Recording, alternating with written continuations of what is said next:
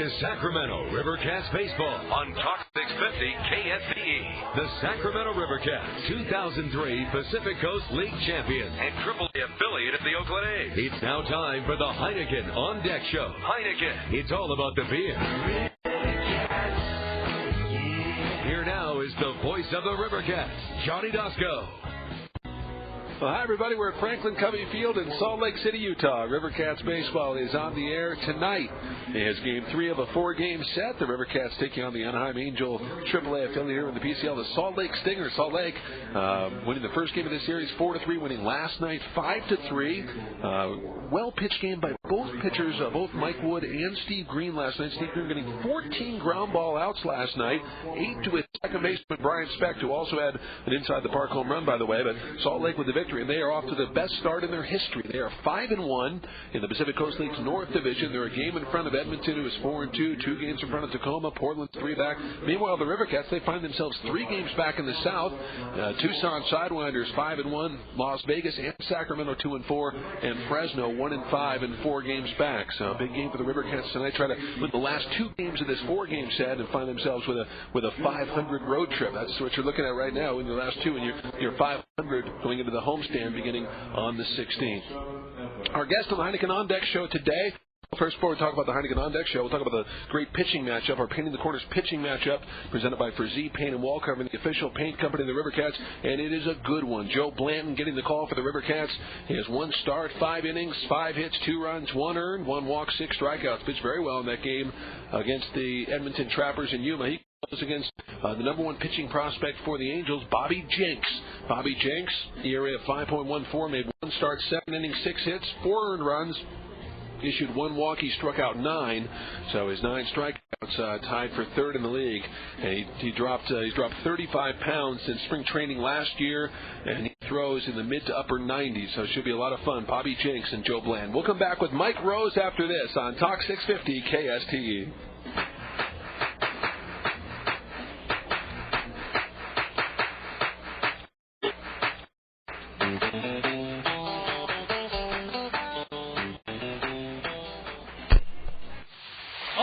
It's got to be cordless. Internet. Are you listening? Is it better than M-Line? Armstrong and Getty. I was at the phone store the other day. I'm not kidding. Check them out. These young college punks were looking at my phone and giggling. All the kids with their pierced nipples and their M-Light. Yeah, exactly. Go up to Jack like he's rode in on a mule. Like I'm a gold panner who came down from the hills on his mule. Wake up with Armstrong and Getty. Keep your hands off my mule. Mornings on the Talk Station. Everybody wants to pet your mule. Talk 650 KSTE.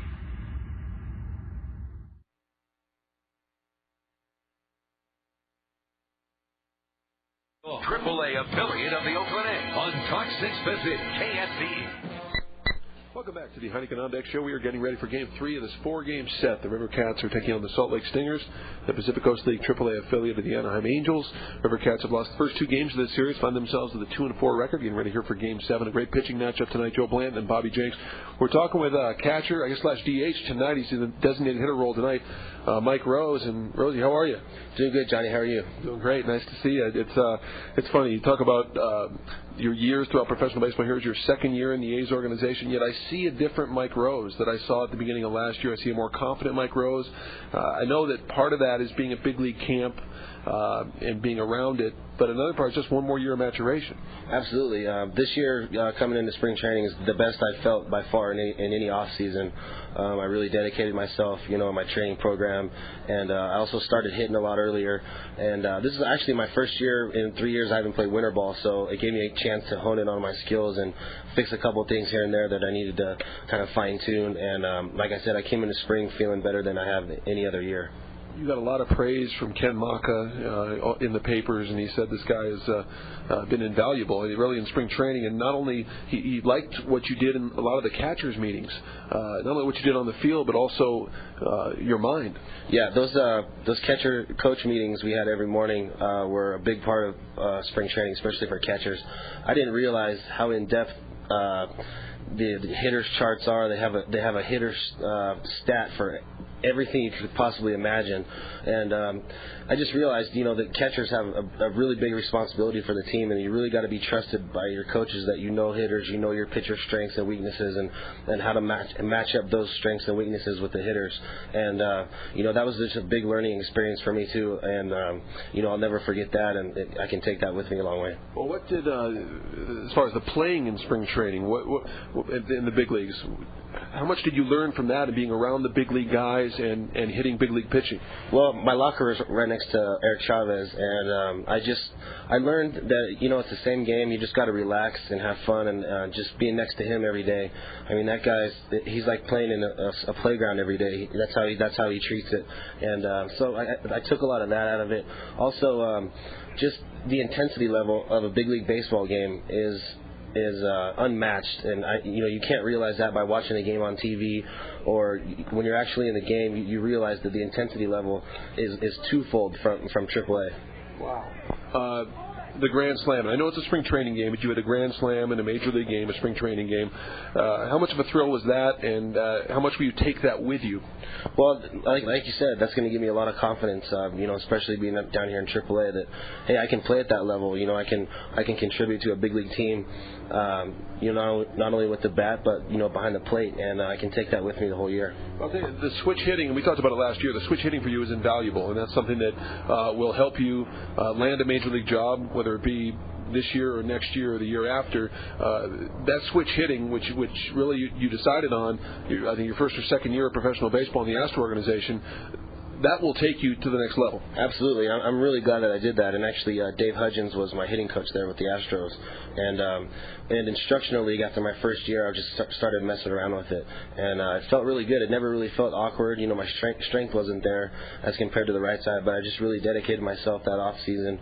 And just pretty much made myself a switch hitter in one off season, and then I haven't looked back since. But it's a big advantage, and I think it'll add a few years to my career someday. Absolutely. Now, what is your impression of this River Cat club? I know last year the River Cats, of course, won the championship. What are your feelings coming in about this team? Well, coming out of the gate this year, we're off to a little slow start, but last year's team was by far the best minor league team I've ever seen assembled. So, it's going to be tough for us to match that, but we got a good group of guys here, a couple of young guys that are going to mature this year, and our pitching staff and our bullpen's really deep. So I think we're going to be all right. Mike Rose, our guest. We'll chat more with the River Cats catcher after this on Talk 650 KSTE.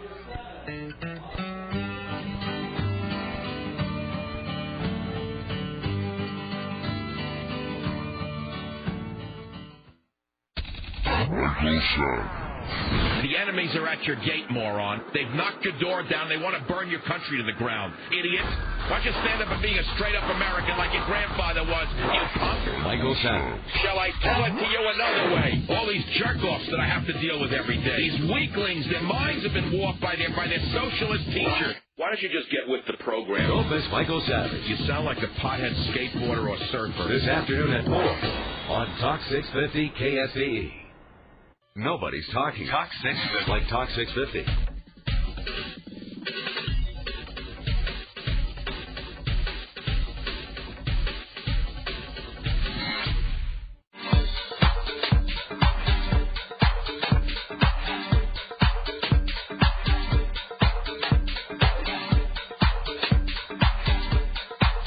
Talk 650 KSTE.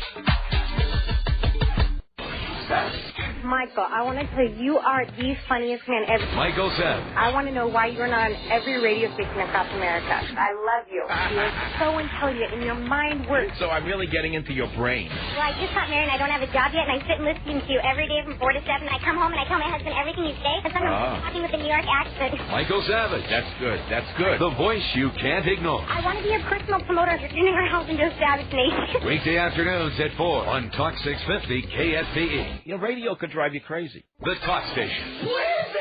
Daytime, nighttime, anytime. Way to be strong, man. You'll know it when you hear it. Talk 650 KSTE.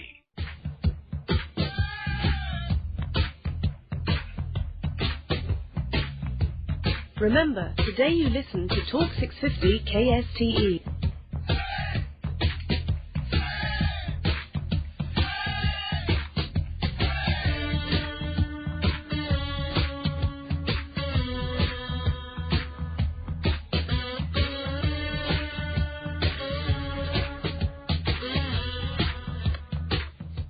Talk 650 KSTE presents the Talk 650 Connection, a safe way for singles to meet. Whether you're looking for a relationship or just want to have fun, you can choose from thousands of people like yourself. Call 1-866-544-9229. You'll be directed through personal ads and mailboxes to people with similar values and interests. You'll meet only the people who interest you. 1-866-544-9229. To open a free mailbox and hear voice ads from other singles. 1-866-544-9229. For the Talk 650 Connection. A member of the Telechat Network.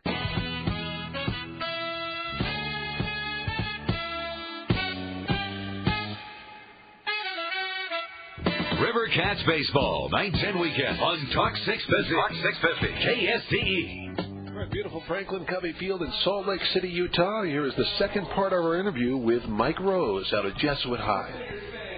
A different role for you with this being a younger team. As you know, as you're still learning and getting your feet wet last year a little bit, here you are almost in a veteran role. Have you been in a role like that before? No, this will be the first time that I can actually, guys are asking me for advice, and here and there I can give little tips to younger players, not necessarily with baseball, just little things that don't have anything really to do with the game. And this will be my first time where I'm actually in a leadership role on a team. So, and I like it, and I welcome that.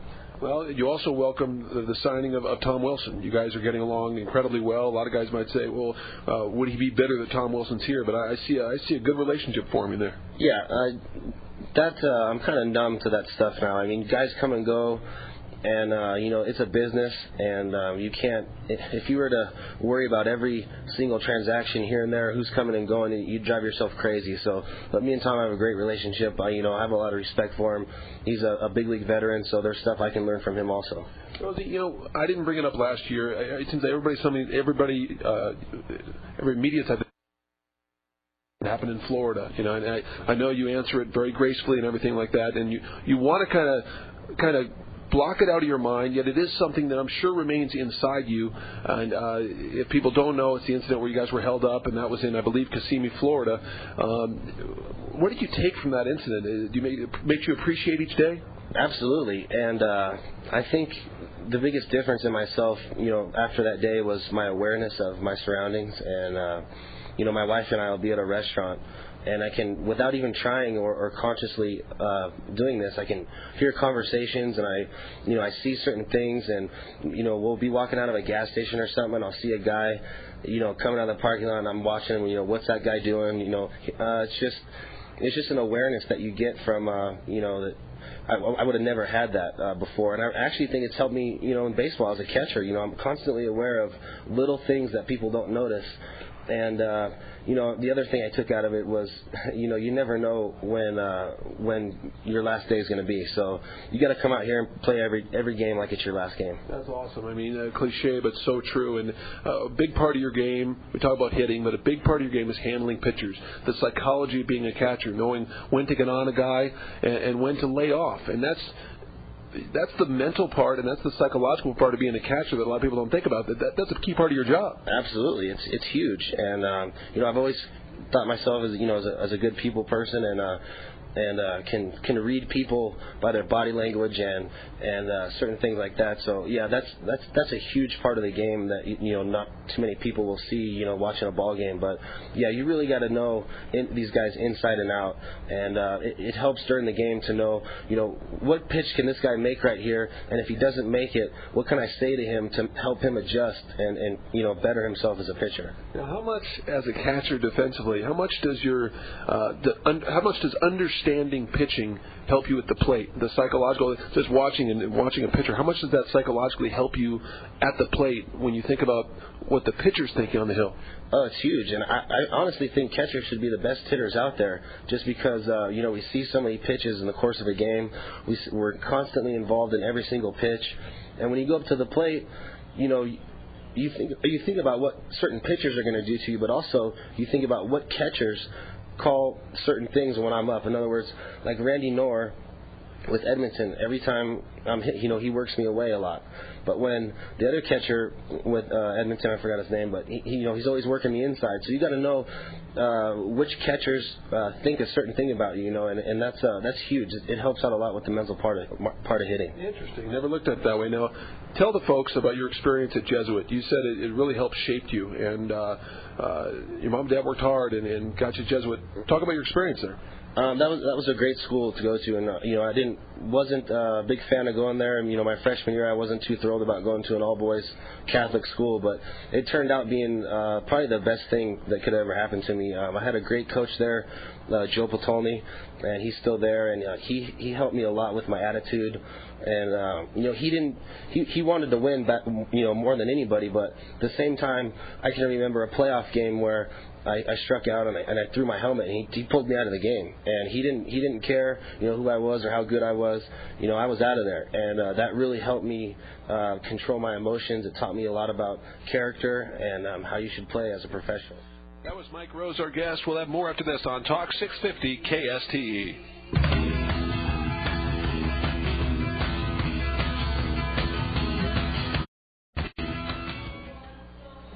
Nobody's talking like Talk 650.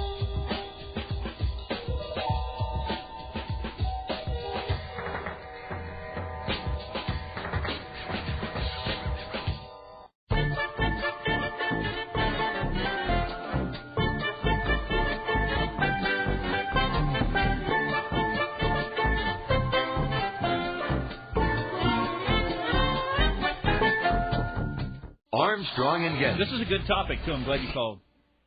Okay. Go ahead. Hi, what's your... Lorraine, go ahead. Yeah, I'm here. Go ahead, Lorraine. Are you? You called us. Okay, all right. Good Lord. Off to a fast start today. About your boil, get some boilies and sit in some hot water. Armstrong and Getty. You'll be fine. Little boilies and sit in some hot water. Yeah. There you go. Early mornings on the Talk Station. Talk 650 KSTE. Good tip. Hot. Okay, roll it. There's a streak in all of us. You know what I'm saying? They're like shock dogs. Don't you understand? Michael said. Afternoons at home. You're going to giddy from it. On Talk 650 KSTE.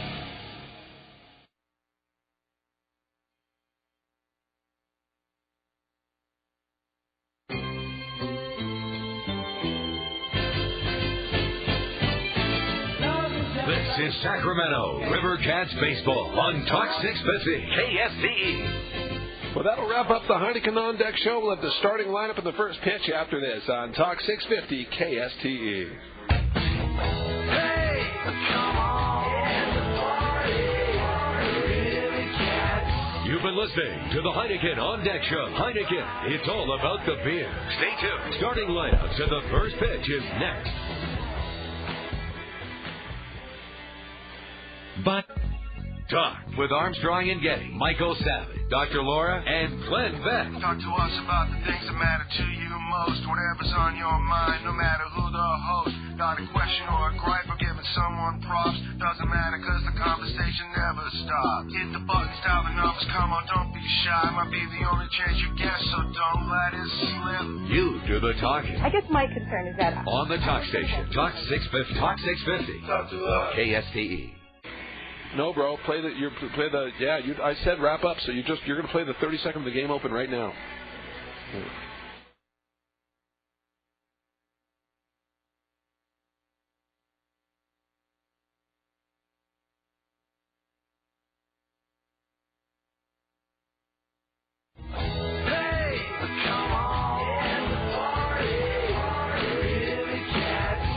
This is Sacramento River Cats baseball on Talk 650 KSTE. The Sacramento River Cats, 2003 Pacific Coast League champions and AAA affiliate of the Oakland A's. River Cat baseball is brought to you by Rayleigh's and Bel Air. The market's famous for fine meats and produce.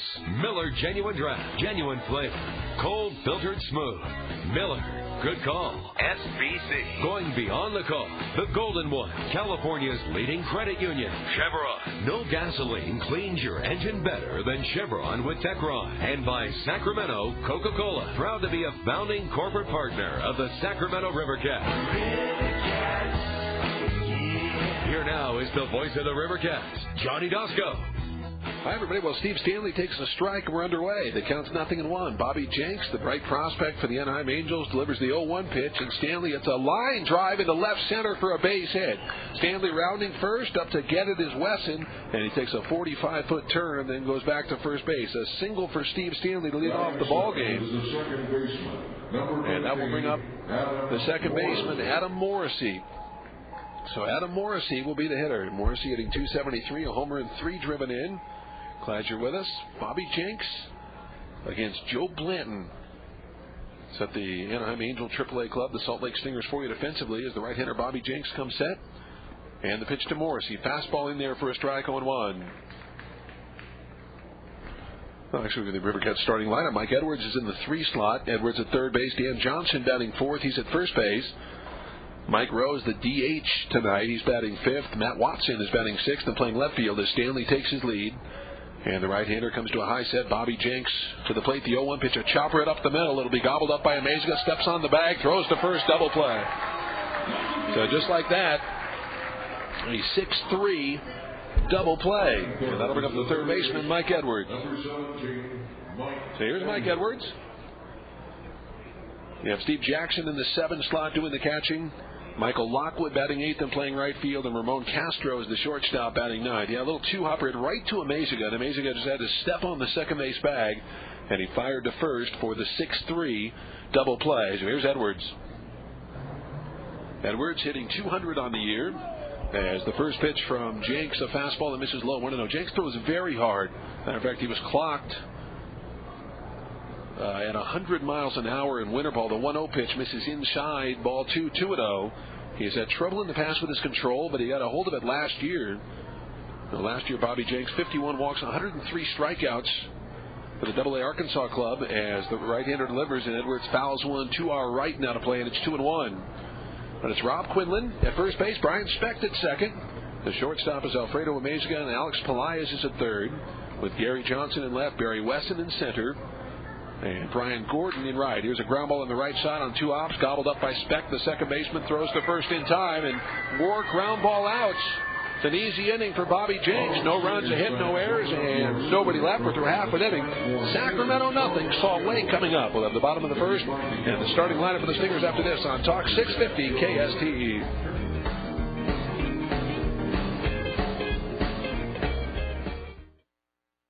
The Talk Station. Talk 650 KSTE. Rancho Cordova, Sacramento.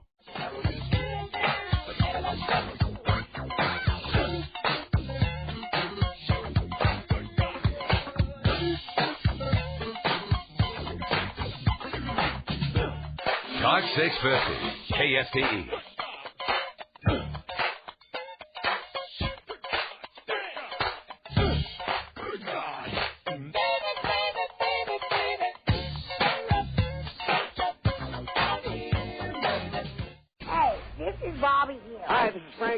I'm the Riddler from Batman. Gee, Wally, I got to get going on account of the Armstrong and Getty show is on. Prominently featured on the Armstrong and Getty show. This is Al Lewis, Grandpa Munster. It's our A-list of feet-less celebrities. This is Johnny Cochran. If they don't entertain, you must abstain.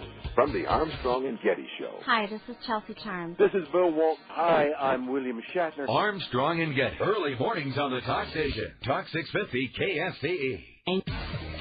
This station is proud to offer its listeners the ability to listen to this broadcast via the Internet. Sit back, relax, and enjoy the stream. We'll be right back. Streaming media provided by LiquidCompass.net. Borders, language, and culture. He's not new to big-time talk radio. When they say to me, what do you really believe in with the poor of your society and your show? But he's taking over the nation. Borders, language, and culture. They say, what does that mean? The voice you can't ignore. The Savage Nation. And I tell them, close the borders. Get rid of the illegal alien. Make English the official language. There's no assimilation here. And recognize that the commonalities of our culture are what holds us together. Michael said, The Savage Nation. Afternoons at 4 on Talk 650 KSTE. River Cats Baseball on Talk 650 KSTE. It's a cloudy night here in Salt Lake City, Utah. No real threat of rain tonight. Don't give it the starting lineup for the Stingers against Joe Blanton. Alfredo Amaziga leading things off. He's the shortstop. It'll be Brian Gordon batting second. He's in right field. Rob Quinlan is batting third. He's at first base. Adam Riggs, the designated hitter, he's batting fourth. Alex Pelaez is batting fifth, and he's at third base. Gary Johnson will bat sixth in left field as Blanton to the plate. The fastball is taken a little high as Amazinger runs up as if to bunt and then pulls away. It's 1-0. Barry Weston in the seventh slot. He's in center field. Tom Gregorio doing the catching and batting eighth as Blanton delivers. Here's a bunt that goes past Steve Jackson behind home plate into the screen. It's 1-1. Brian Specht is the second baseman batting ninth. All against Joe Blanton, big Kentucky boy. No record, ERA of 1.8, 5 innings, 5 hits, 2 runs, just 1 earned, 1 walk, and 6 strikeouts. That was against the Edmonton Trappers. There were times in that game that Blanton looked absolutely dominant. And on the grass at third is Edwards. Amazing, a switch hitter batting from the left side. Blanton out of a windup in the 1-1 pitch. That misses a little bit low. Ball 2, 2-1. Yeah, Blanton pitched on the 9th of April.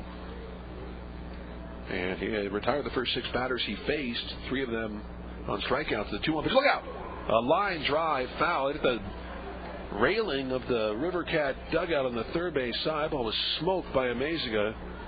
But fortunately, it hit the top of that railing. 2-2 the count.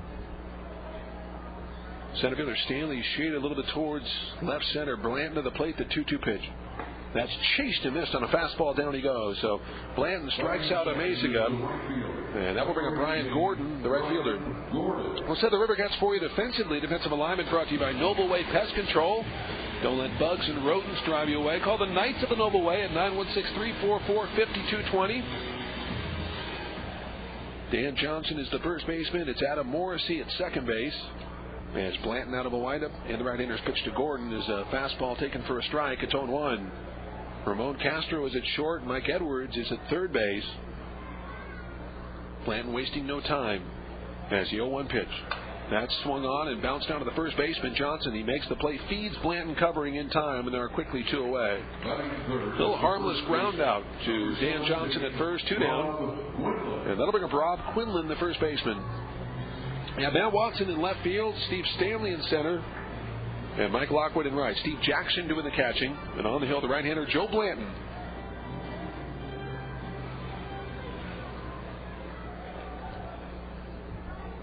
Blanton with some staggering numbers last year as Joe to the plate in the pitches. Fastball swung on, bounce down to short. Castro up with it, slings it to first in time, and it's an easy 1-2-3 inning for Kentucky's Joe Blanton. No runs, no hits, no errors, nobody left. We're through an inning. River Cats nothing, the Stingers nothing. Top of the second after this on Talk 650 KSTE.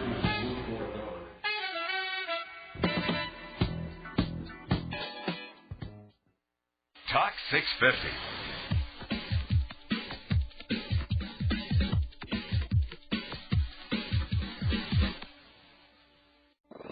I really love being controlled by others. Michael Savage.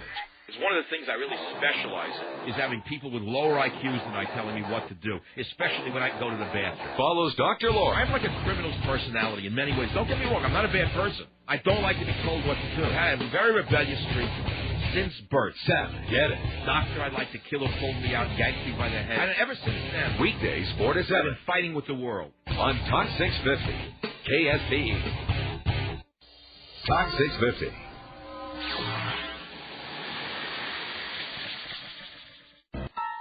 Remember, today you listen to Talk 650 KSTE.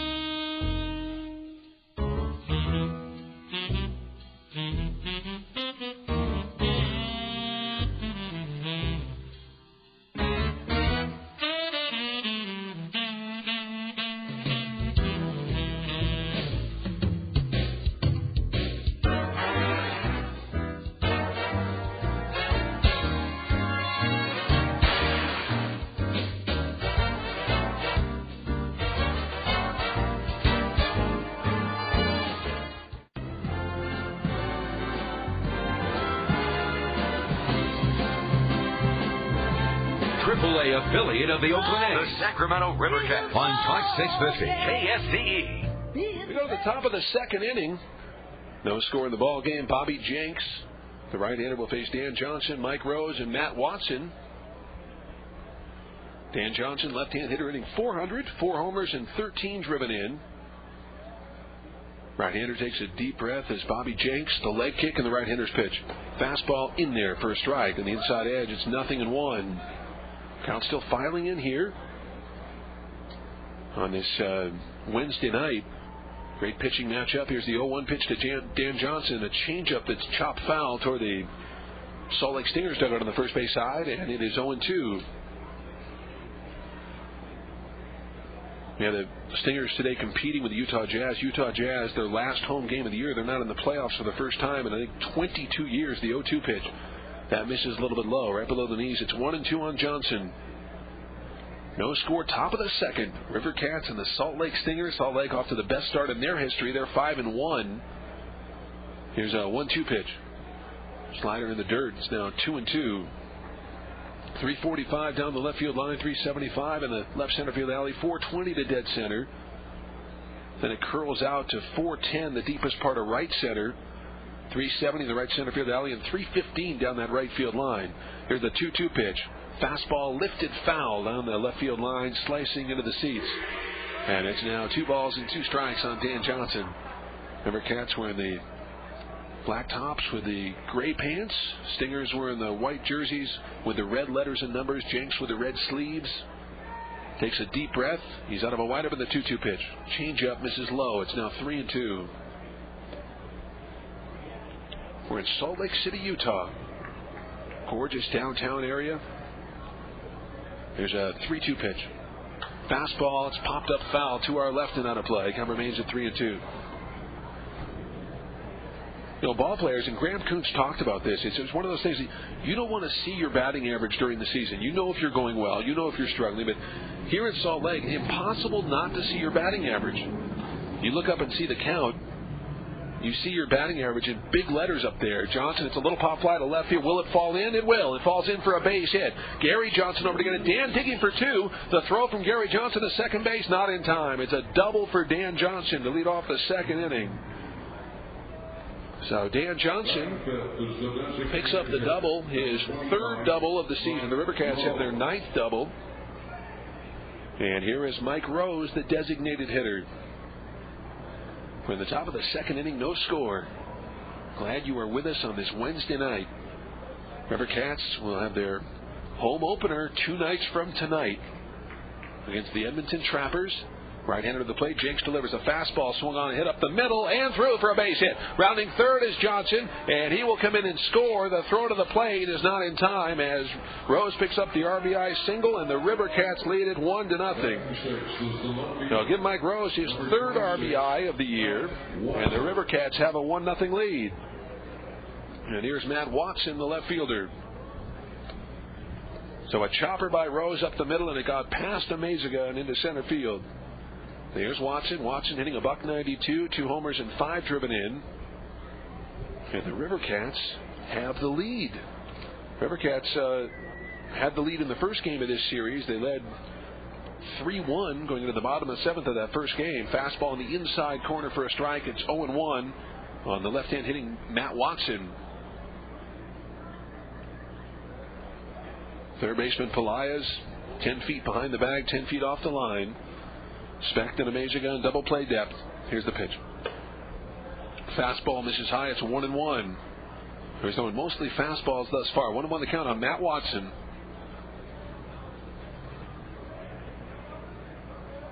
Hey, the Stingers, 2 very good pitching performances by Delvin James and Steve Green over the last 2 days. The 1-1 pitch changeup that's bounced on one off to the first baseman Quinlan. Will go to second base for 1. And they say he drew Amezaga off the bag. Oh, the throw by Quinlan was high. Amezaga assumed, as did I, that they got the out at second, but the throw drew Amezaga off the bag, and then Amezaga tried to apply the tag on Rose, but the umpire over there, Joe Judkowitz, said he even missed the tag, too. So the River Cats with a break there. That'll be a fielder's choice E3 if you're scoring with us. And the River Cats have runners on first and second with nobody out for Steve Jackson. So Steve Jackson, the hitter. Jackson hitting 167, one for his first 6, right-handed hitter. He was hitting some absolute bombs in batting practice. Jackson, a big kid. He's listed at 6'5", 235. As the first pitch in there for a strike, it's 0-1. 1 run, 3 hits for Sacramento. No runs, no hits, and 1 error for the Stingers. Rivercats need that bust-out game where they score 8 or 9 runs. Jenks looks in. Watson from first, Rose from second. Jenks checks second. Now the 0-1 pitch. Change up misses high. It's 1-1. Excuse me, I said 167. Steve Jackson 2 for 3, 667. Yeah, 2 for his first 3. Trying to give him 6 at-bats and take away a hit. Right-hander checks second. Now the 1-1 pitch. Off speed misses high. Now 2-1. Yeah, Jenks came to camp a little bit too heavy for the Angels' liking last spring, but he had a nice off-season conditioning program this year and came to camp much slimmer. She's listed right now at 6'3", 240 pounds. Right-hander checks second. And the 2-1 pitch to Jackson. Fastball misses low and away. It's now 3-1.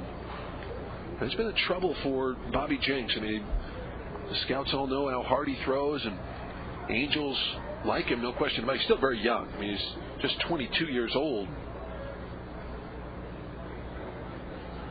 So the Angels excited about one day Jenks getting in the rotation. 3-1 the count on Steve Jackson. Has 16 starts for Arkansas last year. 83 innings, 51 walks, 103 strikeouts. Pitched in Cedar Rapids, Iowa, city of 5 seasons. In the year 2001, he was 3-7, the year of 5.27, 64 walks, 98 strikeouts. There's a 3-1 pitch. Fastball misses high, ball 4, he lost him. So the bases are loaded for Mike Lockwood. And here comes Rich Bombard, the pitching coach of the Salt Lake Stingers. Number 23, Michael Lockwood. Here's Lockwood. Lockwood is 2 for his first 20, hitting 100. Now, this was the place that Graham Kuntz got hot last year, Salt Lake City. Remember, he had been struggling through the first few games of the year. There's 7 or 8 games, and then he came to Salt Lake City, and he had that one at bat. Remember that long at bat? He fouled off a bunch of pitches and then walked. And after that at bat, he got hot. He had a home run. Then the next day, he had a home run. The next thing you know, he's winning an MVP. The pitch to Lockwood swung a bounce up the middle, might be 2. Amaziga will make the play. He'll flip it to second. No! He tried to flip it to second, but he could not do it, and everybody's safe. What a break for the Rivercats. Amaziga was indecisive whether to step on the second base bag or flip it to second. He bluffed to throw. He wasn't sure what to do. So a run scores, and that'll be a fielder's choice there. As everybody's safe, a run scores now 2-0 Rivercats. Apologize for the call, but Amaziga wasn't sure whether he was going to step on the bag or flip it to second. He wasn't sure either. So he was about to flip it, and it never came out of his hand. So everybody's safe, and here's Ramon Castro. It's 2-0 Sacramento. That'll be a fielder's choice. And here's Castro. That misses low, 1-0. You can't assume double play, so that's an RBI for Lockwood, his second. But a mental mistake by Alfredo Amaziga. That is something you do not see often from that shortstop. There's the fastball, misses low to Castro. It's now 2-0. 2-0 Rivercats, top of the second inning. Amaziga made the play on the second off. He was only about 5 feet from second base. But in his indecisiveness of whether to flip it to second or step on the bag, he didn't do anything. 2-0 pitch. That's fouled back to the screen, and it's now 2-1. Holy Kadelka, that is rare. You don't see that from Alfredo Amaziga. Oh, they're scoring at E6. Interesting. So it will be an error charge to Amaziga. So it's fielder's choice, E6. Pitch to Castro, 2-1. That's fouled back to the screen. It's now 2-2.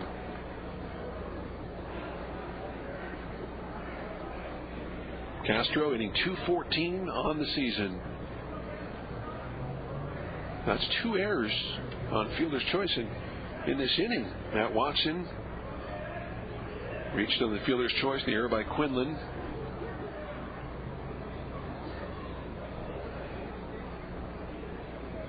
2-2 the count. Here's the 2-2 pitch. That's swung a little flare down the right field line. It will fall in for a base hit. Watson gets a late start, but he scores. Right behind him, Jackson. He'll score on a single from Castro, holding at second base. Lockwood, it's 4-0 Sacramento. So Ramon Castro with his first 2 RBIs of the year. And that will bring up Steve Stanley, the center fielder. Now, the River Cats have not hit anything all that hard, but still have 4 runs in, still nobody out. And here's Steve Stanley, who singled in the first inning. So a little bleeder down the right field line. And the River Cats now with first and second. Stanley's the 7th man to bat here in this second inning. As Jenks checks second. And the right-hander's pitch. He squares to bunt, pulls away, takes high, fires down to second base from Gregorio. The ball goes into center field, but Wesson backs it up. Lockwood couldn't go anywhere anyway. Amazigo was all over him. So 1-0 the count on Steve Stanley. It has not been pretty as far as the Salt Lake Stingers defense is concerned.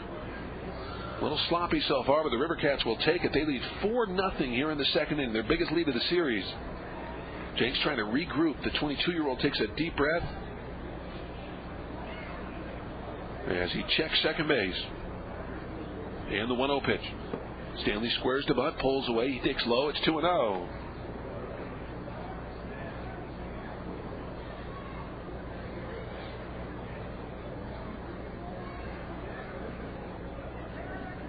Jenks out of Inglemoor High School in Washington.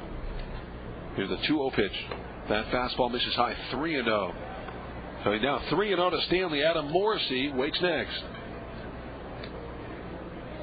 Yeah, excuse me, Jenks 23. I said 22. He turned 23 March the 14th. Right-hander comes set, checks second, the 3-0 pitch. That's taken for a strike, a fastball, 3-1. He is married. He has 2 children. Kuma and Nolan. Originally a 5th-round pick of the June 2000 draft.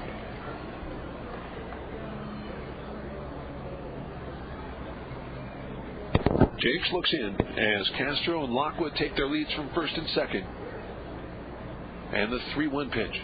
That's swung on. A line drive to left center, moving over. Johnson. Gary makes the running catch for the out. And there is one away. Holding at second base is Lockwood. And that will bring up the second baseman, Adam Morrissey. Number 15, Adam Morrissey. 4 runs, 4 hits for Sacramento. No runs, no hits, 2 errors for Salt Lake. Morrissey bounced into a 6-3 double play in the first inning. He's 0 for 1.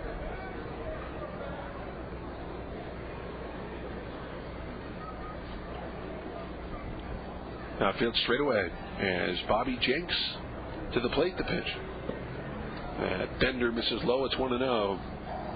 Tomorrow night, the conclusion of the 4-game series, conclusion of this 8-game road trip. It'll be John Reinecker looking for his first win. He goes against right-hander Jason Middlebrook. Reinecker, the left-hander. It's a 1-0 pitch. Fastball. That's bounced down to the shortstop. Might be 2. Amazigo will step on the bag, throw to first, double play. So a 6-3 double play. Morrissey hitting into the 6-3 double play for the second time in 2 innings. But the River Cats get 4 runs with the benefit of 3 hits. There were 2 errors, a walk, and 1 left. We're through an inning and a half. Sacramento 4, Salt Lake nothing. Back with the bottom of the second after this on Talk 650 KSTE.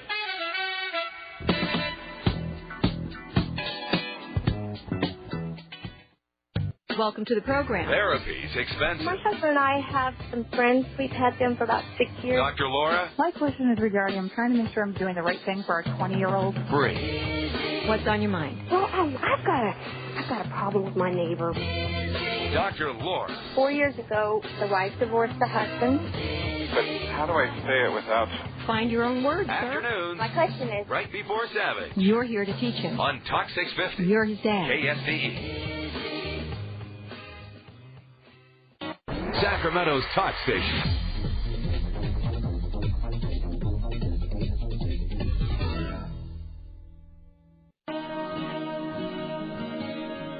Sacramento River Cats Baseball, AAA affiliate of the Oakland A, on Talk 650 KSTE. We go to the bottom of the second inning. It's a 4-0 Sacramento lead. Glad you're with us, friends. This is a Wednesday night. Again, Friday night, Sutter L fireworks and replica championship ring giveaway and all sorts of surprises for the Rivercats home opener. We hope to see you at the ballpark. Rivercats and the Edmonton Trappers, the Montreal Expo, a AAA affiliate. So we're going to have a lot of fun. Look forward to seeing you at the ballpark.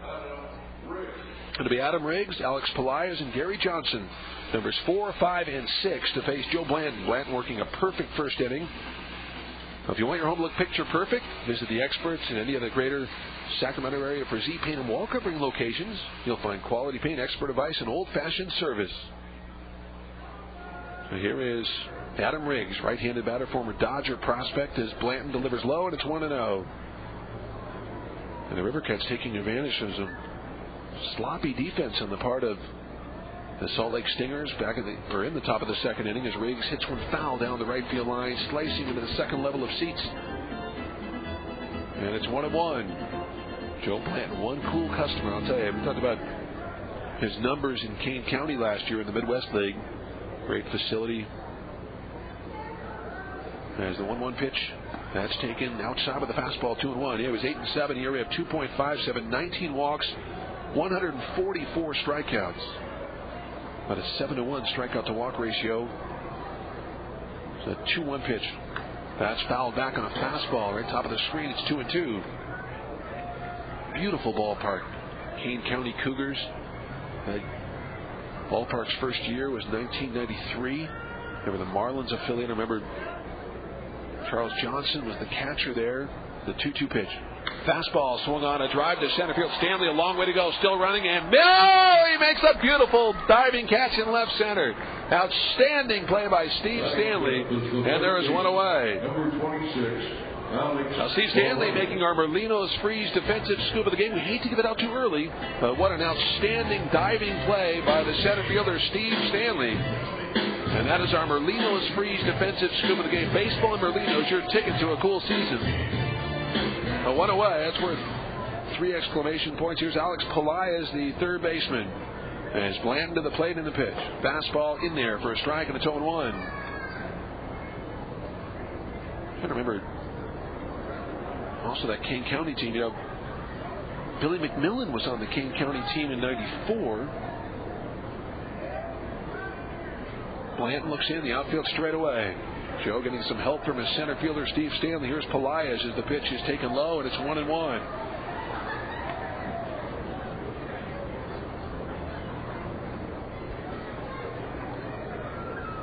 Rivercats lead 4-0. We're in the bottom of the second inning.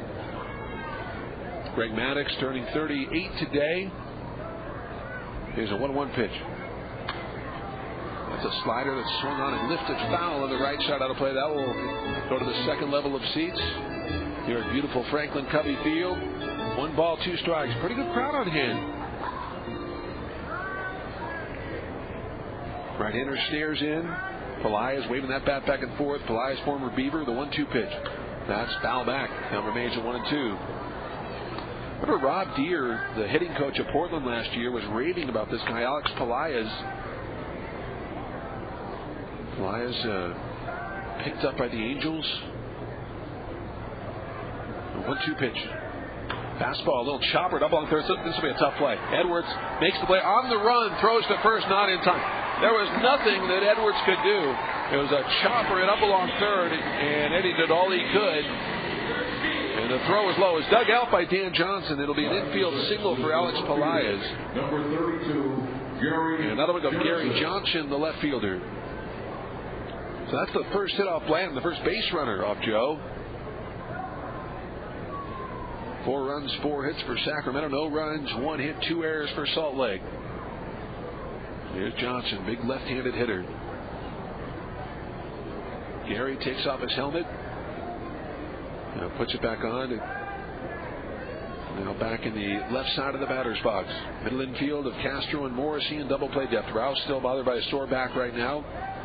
As the right-hander to the plate, Blanton delivers. And the fastball taken outside, it's 1-0. Think about Joe Blanton. I mean, as hard as he throws, his command is so impressive for as young as he is. Right-hander looks in as Pelaez takes his lead. Now the 1-0 pitch.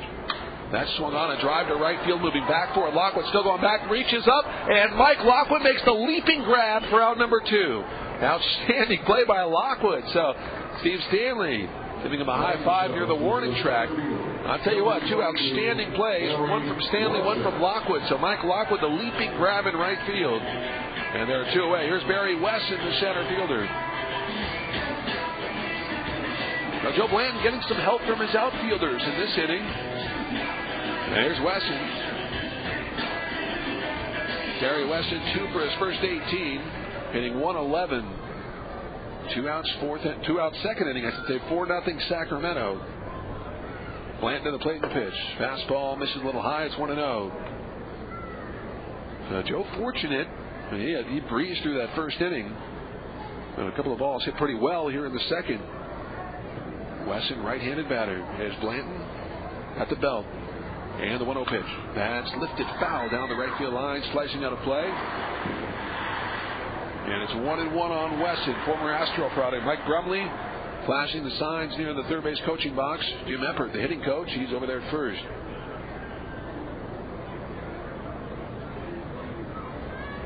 Blanton from the first base side of the rubber looks in. Dan Johnson holding on Alex Pelaez, and Blanton over there to check on him. Rivercats looking for their 3rd win in 7 tries.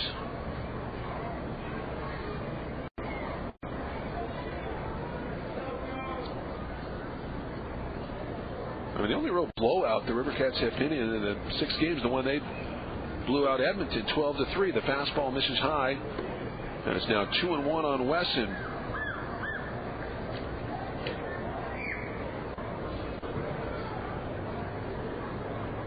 Mario Ramos placed on the 7-day to see list. There's a 2-1 pitch. That's taken high. The count's 3-1. Ramos with a pulled groin, so he will miss 1 start. Yeah, the Rivercats, their losses, 6-4, 5-3, 4-3, and 5-3. And Blanton over to first to keep an eye on Alex Pelaez. In the second inning, 4-0 Sacramento. Second baseman Morrissey is cheating towards second base. Pelaez takes his lead from second, the 3-1 pitch. Fastball misses high, ball 4. So Barry Wesson walks. First walk issued from Blanton, and that'll bring up the catcher, Tom Gregorio. Is the catcher, number 15, Tom Gregorio. Yeah, Gregorio, he hit a good pitch from Wood yesterday. Wood threw a pitch on the inside part of the plate and down, and Gregorio basically golfed it out of the ballpark for a 2-run homer. Not much you could do. Sometimes you have to tip your cap, and that was one of those times. Throw a good pitch, you gets hit out of the ballpark. Right-hander checks second in the pitch. Fastball chased and missed. It's 0-1 on Tom Gregorio, hitting 143. Yankees beat the Devil Rays to 5-1. Kevin Brown picked up his 3rd win, 3-0. Mark Hendrickson, the loss, 0-1. Jason Giambi with his 2nd home run. Jorge Posada with his 4th, the 0-1 pitch. That misses high with the fastball. It's 1-1. White Sox defeated the Kansas City Royals 10-9. John Atkins with his first major league win. 1-0. Curtis Lesconic, the loss, 0-1. Carlos Beltran, 2 home runs, numbers 2 and 3 for Kansas City as the right-hander's 1-1 pitch. Fastball chased and missed. It's 1-2 on Gregorio. And the White Sox were trailing in that game 9-8 and scored 2 in the 9th to win that game over Kansas City. 1-2 pitch. Fastball blew him down. Chased and missed. Down he goes. No knock on Gregorio, but that looked like a mismatch. 2 strikeouts for Joe Blanton. No runs. Ahead a walk and 2 left. We're through 2. Sacramento 4, Salt Lake nothing. Back with the top of the 3rd after this on Talk 650 KSTE.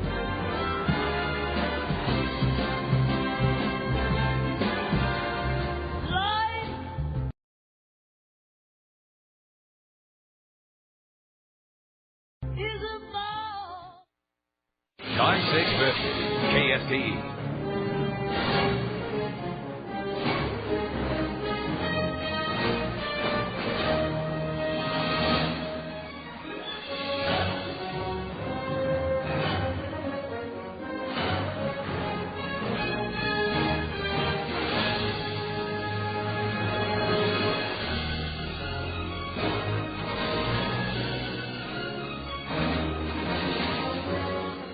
Talk to us about the things that matter to you most. I just have a question about what do you do in a case like that? What is that that's inside that man that knows that? Whatever's on your mind, no matter who the host. And he gave this sickening smirk. Yeah. Got a question or a gripe or giving someone props. This is the greatest thing I've seen. I look at life differently. Doesn't matter because the conversation never stops. You know, have a reason to put a gun on him. Talk to us. Armstrong and Getty. I think they're still handling it with kid gloves and trying to brush it underneath the carpet. Michael Savage. Michael, what really happened on September 11th? Talk to us. And even Dr. Lord. And it made me so sick, and I just thought, you know, what a jerk. You know? I don't understand. Is he blind? I guess my concern is that Hit the buttons, dial the numbers, come on, don't be shy. Might be the only chance you get, so don't let it slip. You do the talking on the talk station. Talk 650 KSTE. Talk to us. Your place to talk with Armstrong and Getty. Dr. Lord, Michael Savage, and George Norrie late nights. Talk 650 KSTE. The talk station. Talk 650 KSTE.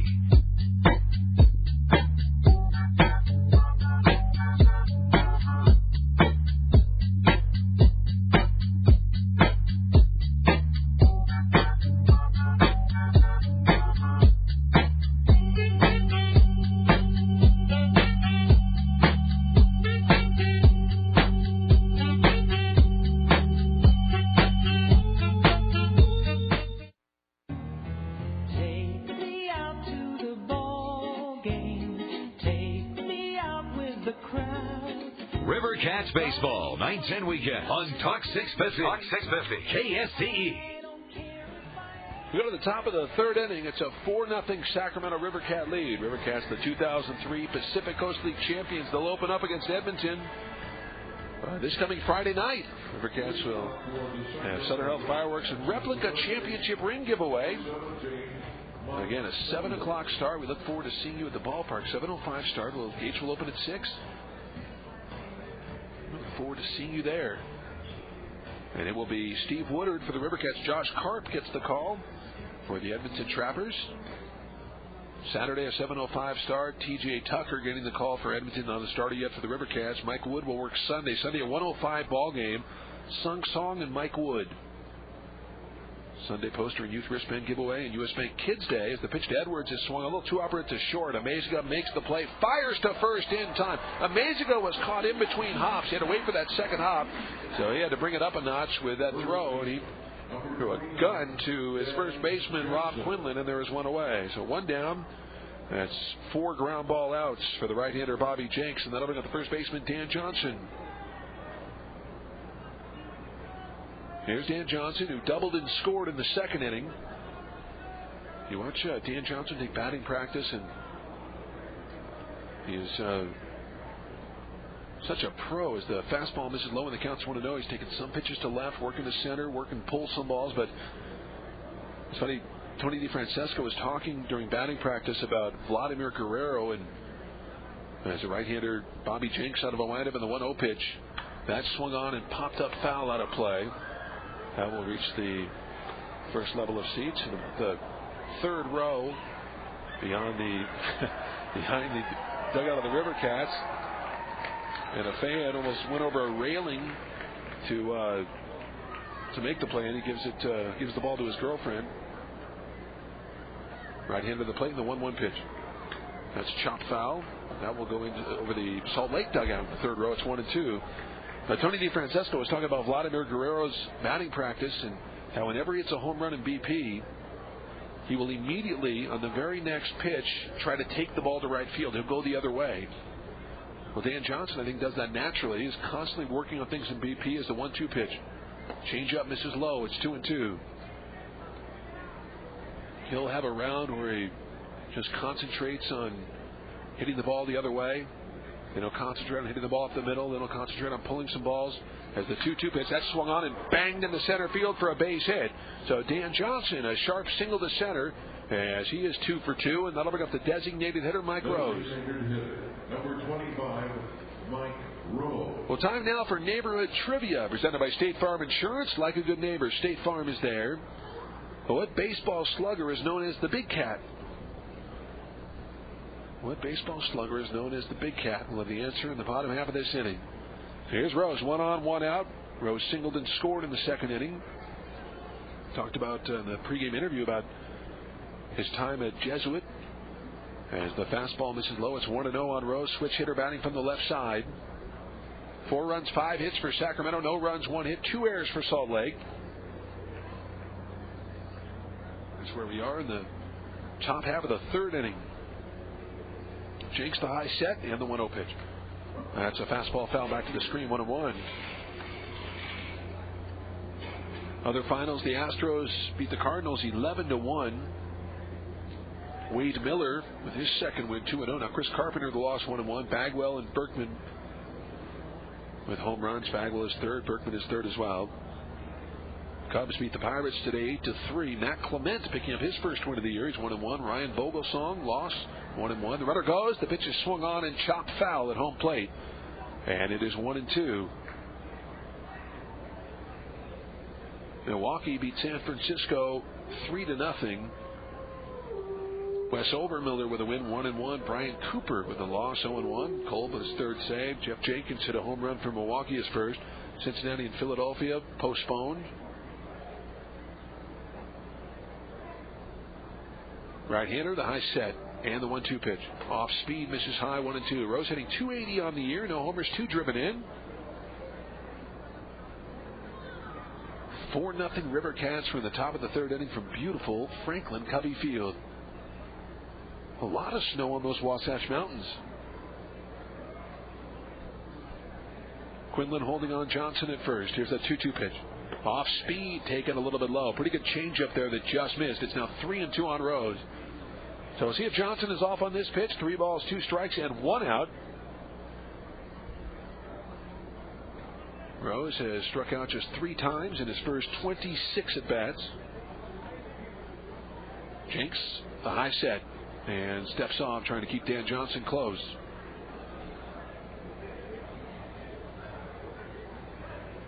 Outfield straight away. Dan Johnson takes his lead. The right-hander comes set. The runner goes. 3-2 pitch. That swung on and popped up. Towering pop fly. The second baseman, Speck, drifting out, still drifting out, and makes the catch about 15 feet from the infield dirt in shallow right field. And there are 2 away. So Rose, a towering pop fly to the second baseman. 2 down. And that will bring up the left fielder, Matt Watson. Watson reached on a Quinlan error in the second inning, fielder's choice E3, and ended up scoring.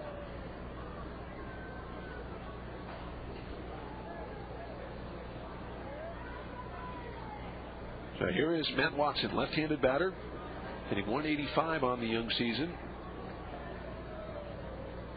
Jenks comes set, now he steps off. Well, the Roseville Auto Mall is a proud sponsor of your River Cats, home to over 8,000 new and used vehicles, 16 dealers, 21 brands, 1 location. Eureka Road off I-80. We know what drives you. Johnson, a pretty good lead over there. Here's the pitch. Jenks delivers the fastball, big swing and a miss from Watson. It's 0-1. Tony DeFrancesco, the manager of the year last year in the Pacific Coast League. He's flashing the signs down there. And Britt Reams is coaching over there at first. Britt Reams will come off the DL pretty shortly as the right-hander goes over to first to keep an eye on Dan Johnson.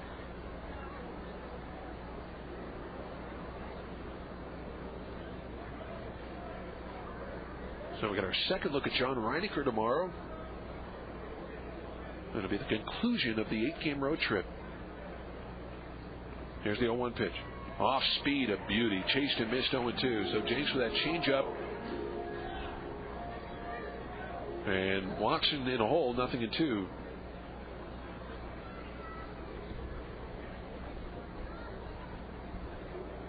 Outfield straight away as Dan Johnson takes his lead. Pretty good sized lead for Johnson once again. Here's the pitch. Off speed again, misses high. It's 1-2.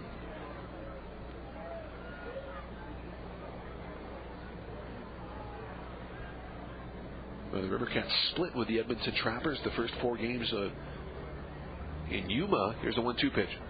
That's taken strike 3 called on the inside edge. Another off-speed pitch, and Watson knew it. I'll tell you, threw back-to-back-to-back changeups That is the first strikeout for Jakes. No runs, one hit, a man left. We're through a 2.5. Sacramento 4, Salt Lake nothing. We'll have the bottom half of the third in a moment on Talk 650 KST.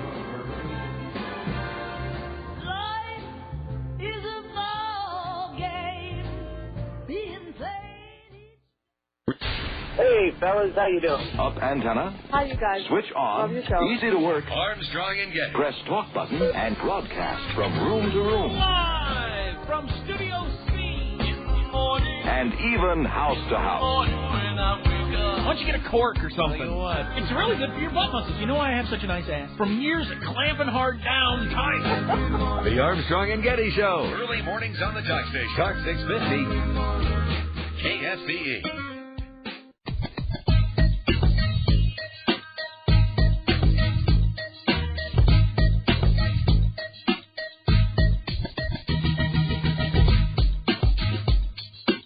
Talk 650 KSTE.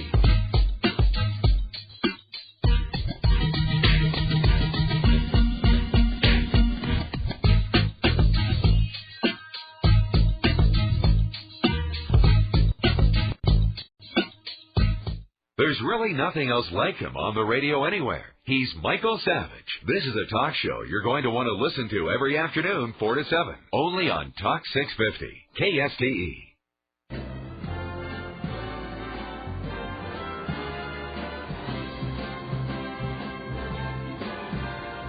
This is Sacramento River Cats baseball on Talk 650 KSTE. Go to the bottom of the third. It's a 4-0 Sacramento River Cat lead. 4 runs, 5 hits, no errors for Sacramento. No runs, 1 hit, and 2 errors for Salt Lake. And for the Salt Lake Stingers, it'll be Brian Specht, followed by Alfredo Amaziga, and then Brian Gordon. In on the grass at third is Edwards, as Blanton out of a windup.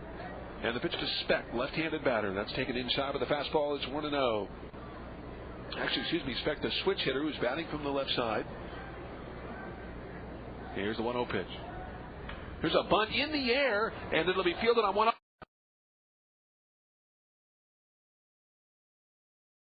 By Johnson, he feeds Blanton too late. Specht with too much speed, able to beat it out.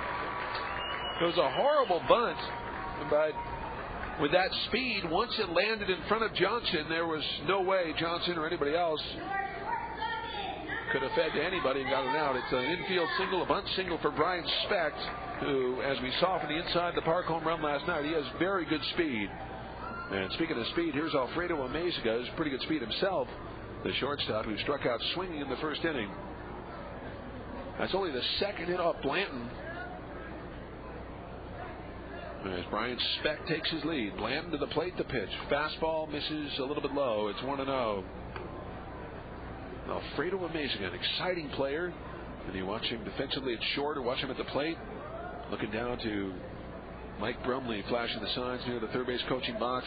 Middle infield of Morrissey and Castro in double play depth. Specht takes his lead. And Blanton goes over to first. Keep an eye on Brian. Specht had just 12 stolen bases in 128 games in Arkansas last year. I believe just 12 bags for that guy. The wheels he has. 1-0 the count. Blanton comes set. Now the 1-0 pitch. That's swung out of bounce around to short. This might be 2. Castro will feed Morrissey. On to first. And not in time. Amaziga beats it out. Close play at first. It looked from here they may have got him by half a step. But the umpire there, Frank Coughlin, had a better angle than I did. He called him safe. So 6-4 on the putout. Looked to be a double play. But Amaziga, he does have good speed as well as we mentioned. Brian Gordon, the right fielder, will now be the batter. So 1 down. And here's Gordon, who bounced out to the first baseman Johnson in the first inning, 0 for 1, hitting an even 200. 4-0 Sacramento here in the bottom half of inning number 3. Blanton takes a deep breath. The right-hander at the belt. And the pitch. That's lifted down the left field line, slicing out of play. And it's 0-1. Well, the Golden One Credit Union, California's leading credit union, is proud to bring you this date in baseball history. As Joe Blanton stares into Steve Jackson. Amaziga takes the lead and Blanton over to first to keep an eye on him. This date in 1910 at American League Park 2 in Washington, D.C., William Howard Taft becomes the first president to throw out the ceremonial first pitch. That was on this date in 1910. Right hitter with the belt. Amaziga takes his lead. Plant again to first. And the swipe tag, but Alfredo back in safely. This date in 1969 in the first regular season game played outside the U.S. The Expos played their first home game treating 29,184 fans at Jerry Park to an 8-7 win over the Cardinals. This date in 1969. 0-1 pitch. Fastball misses very high, 1-1. And this date 3 years ago, by scoring in their 175th consecutive game, the Reds set the modern National League record for not being shut out by an opponent. Ironically, to break the record, Cincinnati beats Al Leiter and the Mets 1-0, the last team and pitcher to blank the franchise. Interesting. 1-1 pitch. That's bounced outside first and foul down the line. And the count's 1-2. That was our This Date in Baseball History, brought to you by the Golden One Credit Union, the official credit union partner of the Rivercats. 4-0 Rivercats, bottom half of the third. Rivercats looking for their third victory. Salt Lake off to the best start in their franchise's history. They are 5-1. Yeah, Rivercats are 3 back of Tucson. Here's the 1-2 pitch. That fastball just missed inside. Pretty good zip on that pitch. 2-2 the count.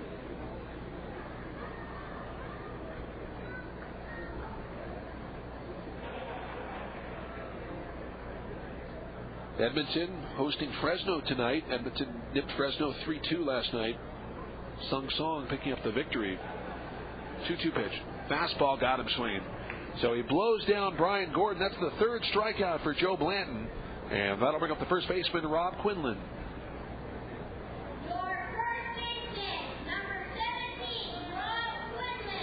So here's Quinlan, who grounded out to the shortstop Castro in the first inning, 0 for 1.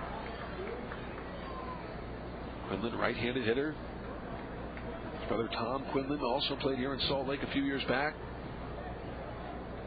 Amaziga takes the lead, the pitch. Breaking ball in there for a strike, 0-1. Big overhand curve.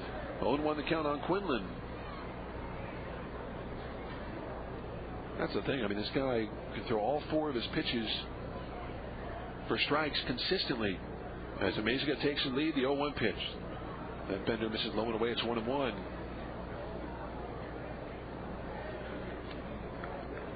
Rivercats have lost 2 in a row.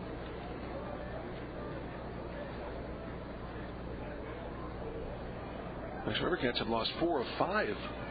As the right-hander Blanton over to first to keep an eye on Alfredo Amaziga. In the PCL, Tucson beat Portland today 5-4. So Tucson now 6-1. Brian Bruni the win over Lane Neal is the 1-1 pitch. Fastball swung on a miss, and he was well behind that pitch. Counts 1-2. That wasn't even close. Colorado Springs leading Memphis in the 8th 4-0. Memphis winning the first game. Excuse me, that game is a final. Memphis splitting with Colorado Springs. Memphis winning 2-1 and losing 4-0. Fastball misses high. Now 2-2 on Quinlan, hitting .375 on the year. So the Sky Sox are now 5-2 on the young season. Omaha hosting New Orleans tonight.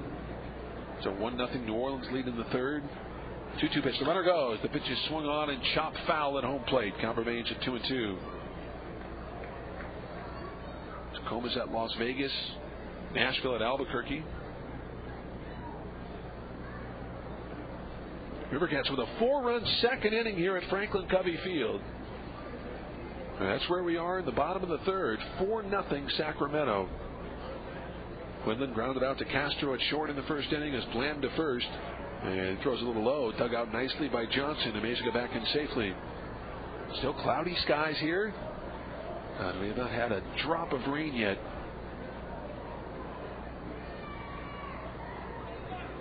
Blanton from the first base side of the rubber comes set. Amaziga takes the lead. The 2-2 pitch. Fastball hit foul on the right side. It's one of the seats in the top row of the second level and bounces back in amongst the spectators in the first level, the 6th row down near the tarp. 2-2 the count on Rob Quinlan. Quinlan well behind. I mean, as most of the Salt Lake Stingers and most of the Edmonton Trappers were well behind Blanton's fastball. Amazing from first has planned to the plate. The runner goes. The pitch is swung on and hit down the right field line. Hit pretty well. Going back is the right fielder Lockwood near the track, and he makes the catch at the wall down the right field line. He bangs into the 315 sign at a strange angle down there. But Lockwood making the catch. The inning is over. No runs, 1 hit, a man left. We are through 3 complete. Sacramento 4, Salt Lake nothing. Back at the top of the 4th when we return on Talk 650 KSTE.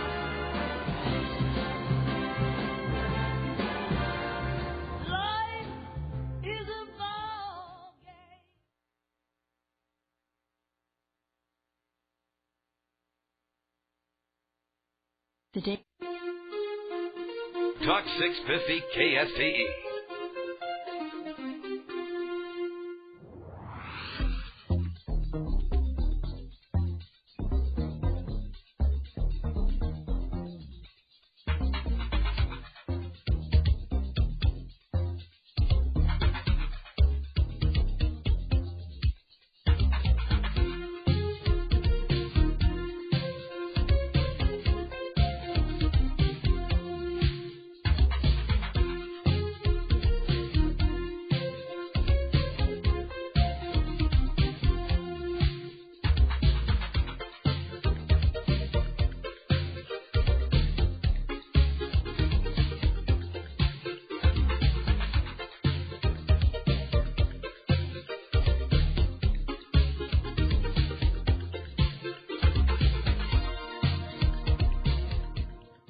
Talk about Talk 650.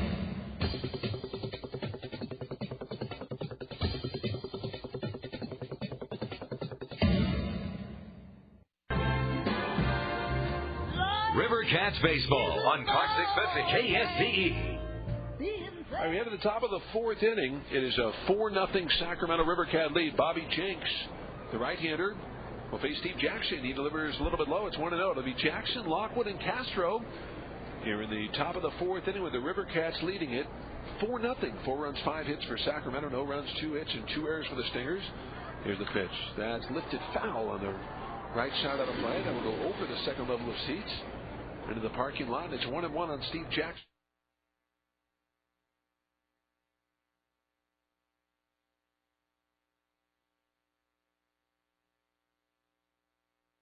Thank you. Remember, today you listen to Talk 650 KSTE.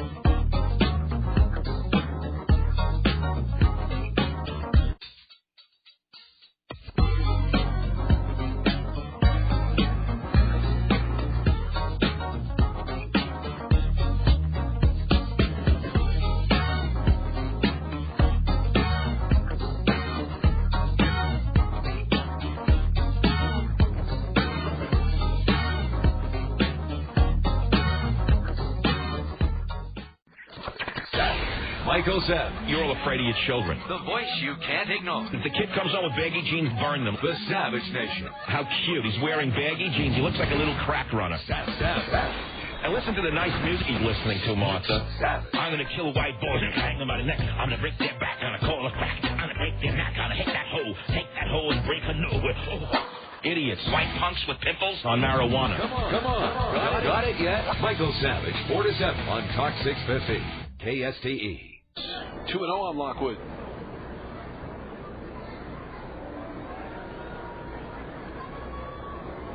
Jinx.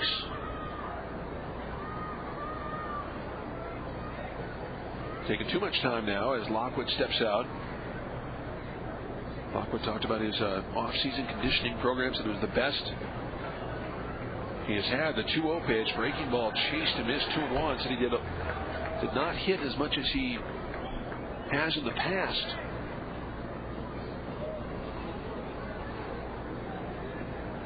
Two and 1 the count. Right-hander out of a windup, and then 2-1 pitch.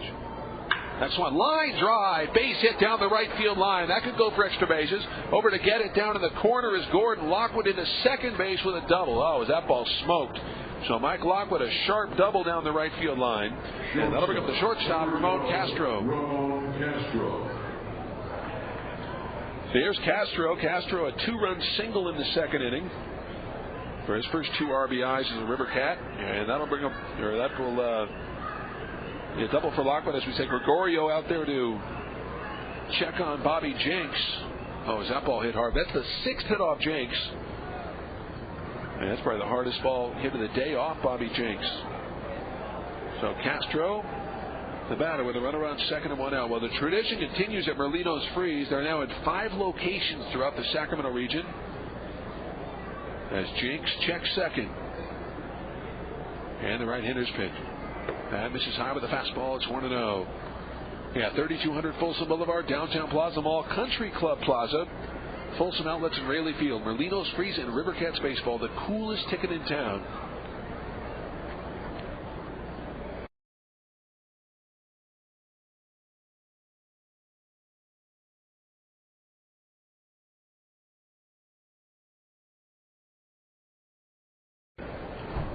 Lockwood from second.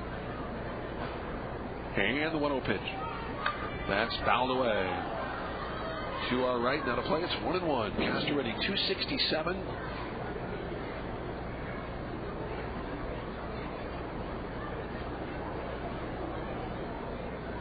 Bobby Jenks bent over at the waist, looks in. And he may have lost 40 pounds. He's still a big guy, 6'3", 240. Right-hander goes back to second base, but back in headfirst safely is Mike Lockwood. Oklahoma and Iowa, last check they were scoreless in the 3rd inning. Detroit was leading Toronto in the 7th, 5-2. As the 1-1 pitch, breaking ball, chased and missed. It's 1-2.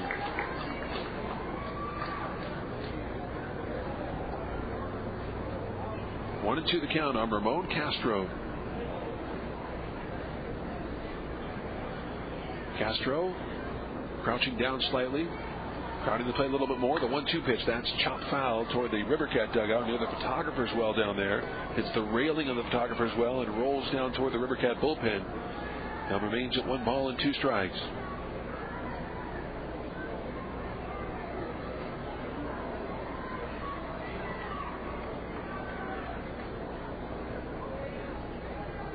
Right-hander checks second. Jenks to the plate, the 1-2 pitch. That's taken strike 3 called a breaking ball. Castro didn't care for it. He thought it was high. Castro talking with the home plate umpire, Brian Knight, before walking back to the River Cat dugout. That's the 2nd strikeout for Jenks. And that'll bring up Steve Stanley, the center fielder. So here's Steve Stanley. Stanley 1 for 2, singled in the first, flied out to the left fielder, Gary Johnson, in the second. Steve hitting .286 on the young season.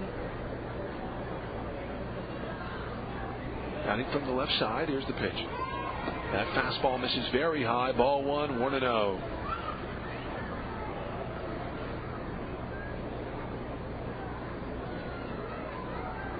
Hayes in the bottom of the 3rd leading Texas 6-0. Jermaine Dias hit 2 home runs in that game. It's a 1-0 pitch. That's hit up the middle and through for a base hit. Rounding third base is Lockwood. He will come in and score on a single from Stanley, and the River Cats lead 5-0. So I'll give Stanley his 2nd RBI in as many days, and the River Cats have a 5-0 lead over Bobby Jenks. And here's Adam Morrissey, the second baseman. The River Cats now have 7 hits off Bobby Jenks. Nobody throwing in the bullpen yet for the Salt Lake Stingers.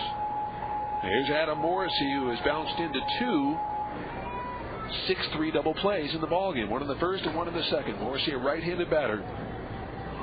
Stanley takes the lead, and Jenks goes over to first. Keep an eye on him, and Steve gets back.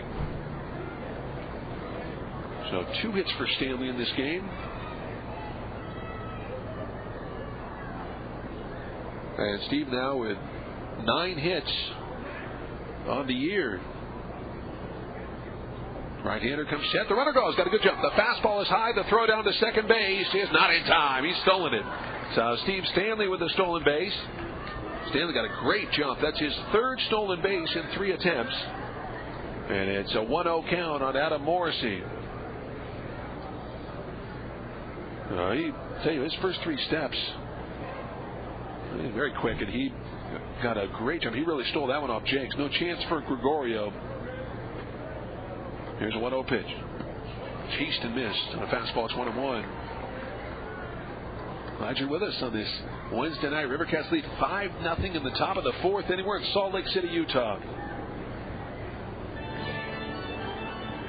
Still very cloudy out here, but we have not seen some rain, but it looks like there's rain to the north of us.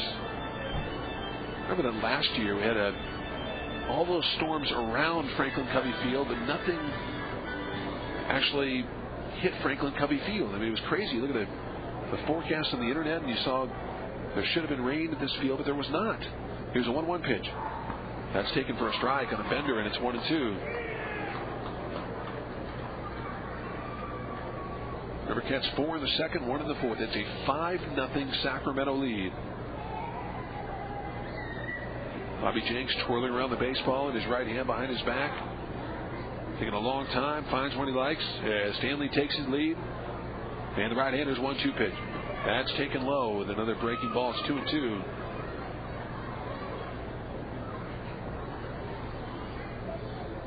Rivercats have not fared well at this baseball park. They just have not done well. 8-19 all time at Franklin Covey Field. Here's the 2-2 pitch. That's swung on and missed. Down he goes. Another off-speed pitch. So Morrissey strikes out. It's the third strikeout for Jenks. Rivercats do get a run, though, on the Stanley single as he drove home Lockwood. 1 run, 2 hits, no errors, 1 left. We're through 3.5. Sacramento 5, Salt Lake nothing. Well, at the bottom of the 4th after this on Talk 650 KSTE.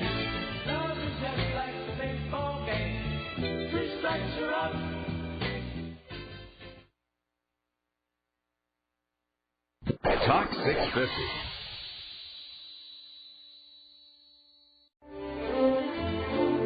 Remember, today you listen to Talk 650 KSTE.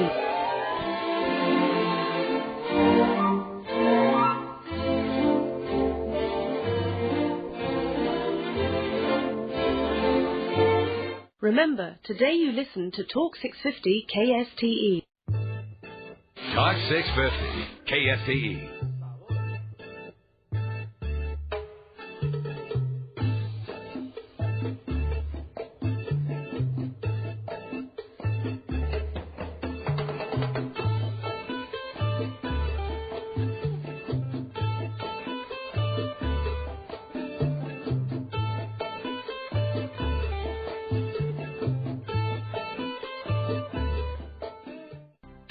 Back to school, we take you for those good old lessons of social engineering with your tutor, Dr. Laura. Don't blame it all on me. Your resource for all your domestic management needs. It's not simplistic. It's clarity. And don't forget the household tips. Catch more flies with honey. Yeah, I know. I've heard that one. It's homespun fun. Yeah.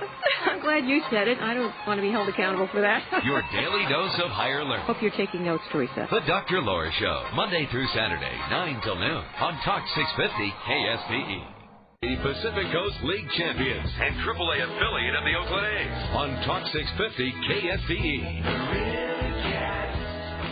All right, we go to the bottom of the 4th. It's a 5-0 Rivercat lead as Joe Bland in the plate in the first pitch is a fastball. It's fouled back by Riggs, and it's 0-1. Going to be Riggs, Pelaez, and Johnson, 4, 5, and 6 to face the big Kentuckian, Joe Blanton.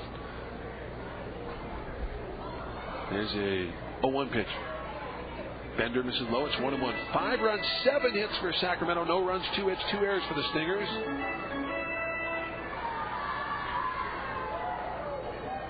Right-hander to the plate. The 1-1 pitch. That's taken for a strike, and it's 1-2.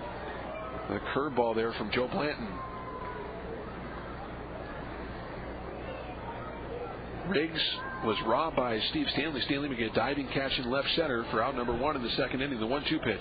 Fastball swung on a line drive to center field. Stanley coming up for it. Dives. Oh, he makes a beautiful diving catch in center field. Oh, that one even better than the first one. So Riggs robbed again.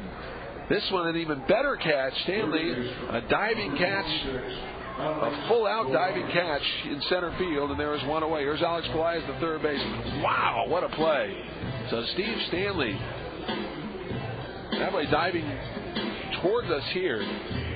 And there is one away. Here's Pelaez, the third baseman. The other one diving towards left center. This one diving towards second base as Bland delivers low. It's 1-0. But a line drive, and that was a bullet hit by Adam Riggs. So Riggs has hit 2 line drives and nothing to show for it. Steve Stanley making 2 outstanding defensive plays, 2 diving plays, and again, I did it again. Gave out the Merlino Freeze defensive scoop of the game too early. So 1-0 pitch. That's bounced off the glove of Bland, but he sticks with it, keeps the ball in front of him, and throws him out, and there are 2 away. Joe Bland, good reaction to knock that ball down on the one hop, and he kept the ball in front of him.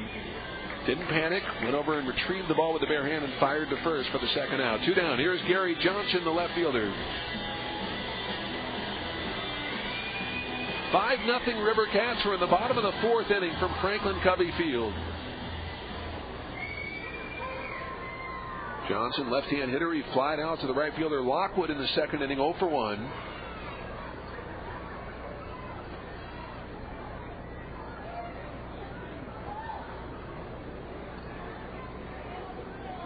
Yeah, Lockwood made a nice play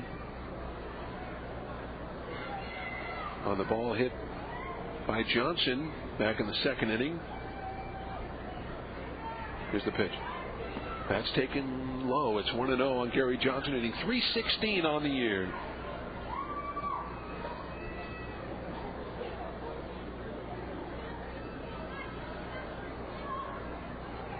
Bland with 3 strikeouts in the ballgame. He has walked 1.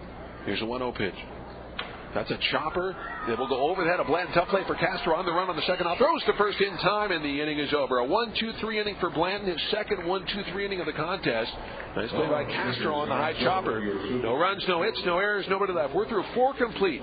Sacramento 5, Salt Lake nothing. Back with the top of the 5th after this on Talk 650 KSTE.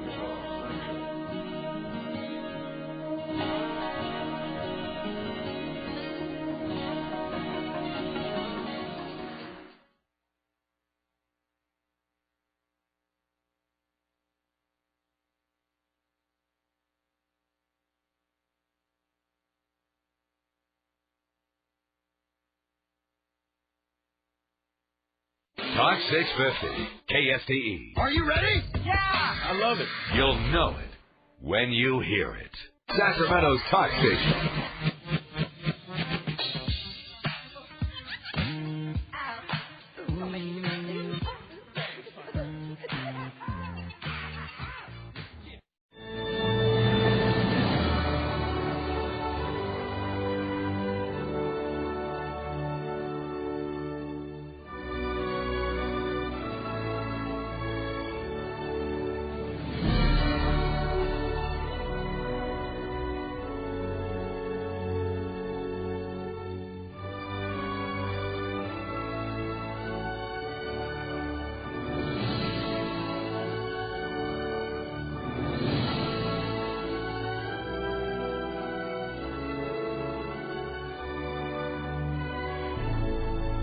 Remember, today you listen to Talk 650 KSTE.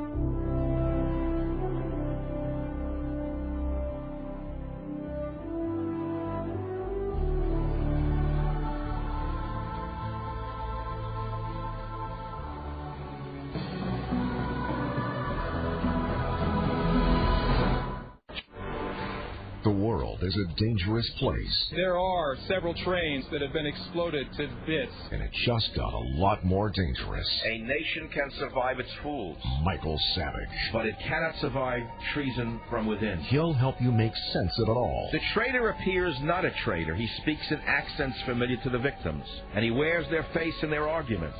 Michael Savage, the voice you can't ignore. Afternoons at 4 on Talk 650 KSTE. Johnny Dosko with you.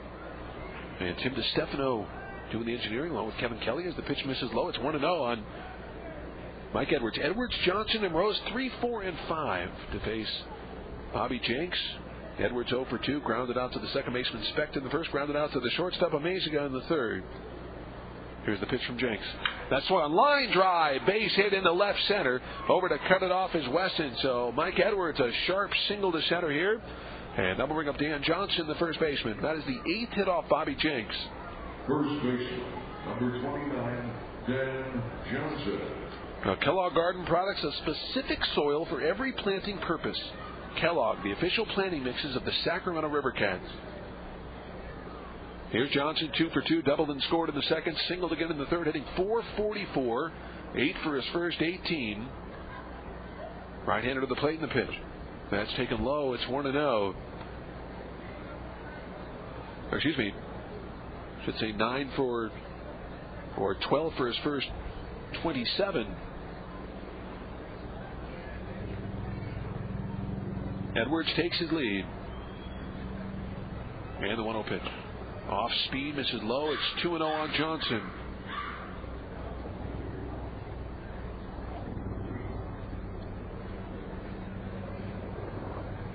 And Johnson 12 for 27 with 4 home runs and 13 driven in already.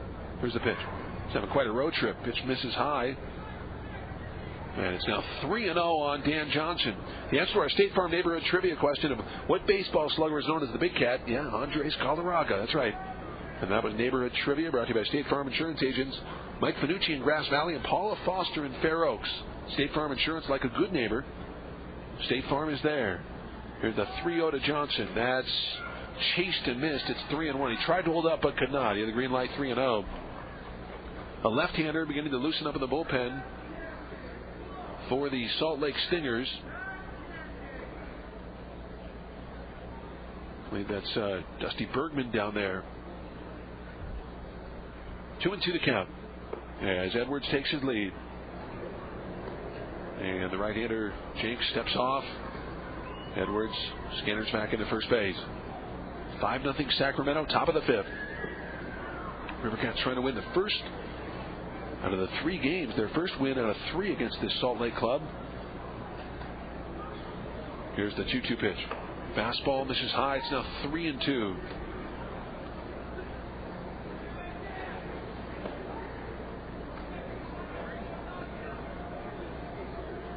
Tony DeFrancesco flashing some signs down near the third base coaching box. Jenks, the high set. And the runner goes. The 3-2 pitch misses high, ball 4. So he loses Johnson. And that is the second walk issued by Bobby Jenks so far in the contest. That'll bring up Mike Rose, the designated hitter. Number 25, Mike Rose. Here's Rose. Rose 1 for 2, an RBI single in the second, and he scored. He popped up to the second baseman Specht back in the third.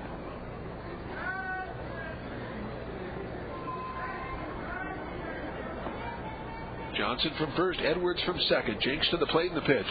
Fastball, that's chopped foul at home plate, and it's 0-1.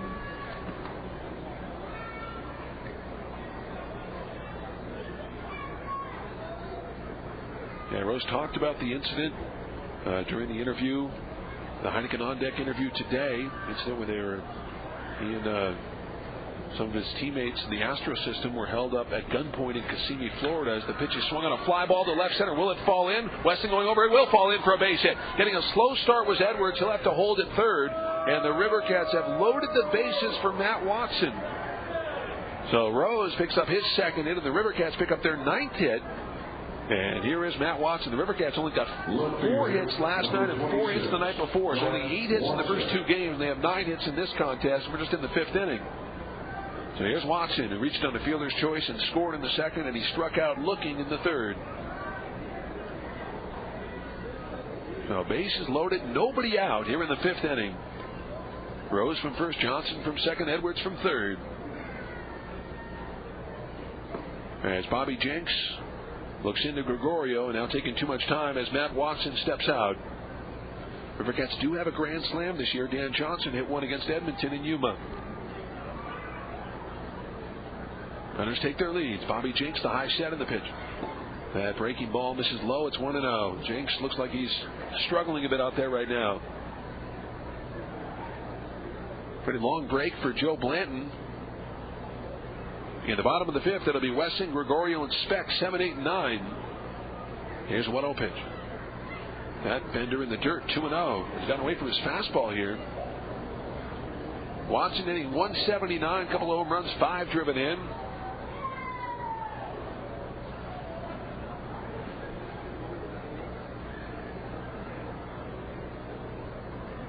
Watson, very quick wit. Rose, Johnson, and Edwards take their leads. And the 2-0 pitch. Fastball swung on, a drive to left field, hit well. Johnson going back, still going back, reaches up and can't make the play. One hops off the wall. Edwards will score. Johnson will score. They're waving Rose home. Amazinga's throw to the plate to get Rose on one hop. He is out at the plate. But the River Cats score 2 runs, and it's 7-0 Sacramento.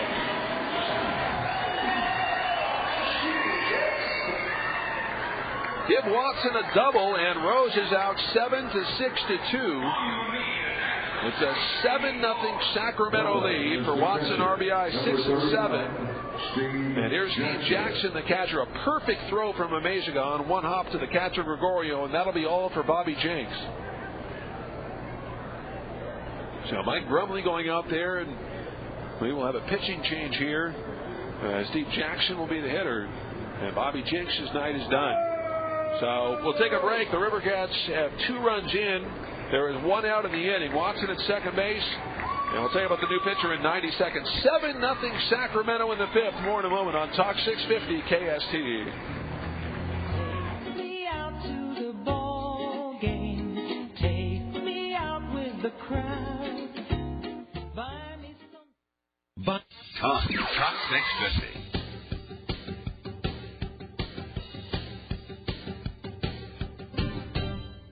Talk 650 KSTE.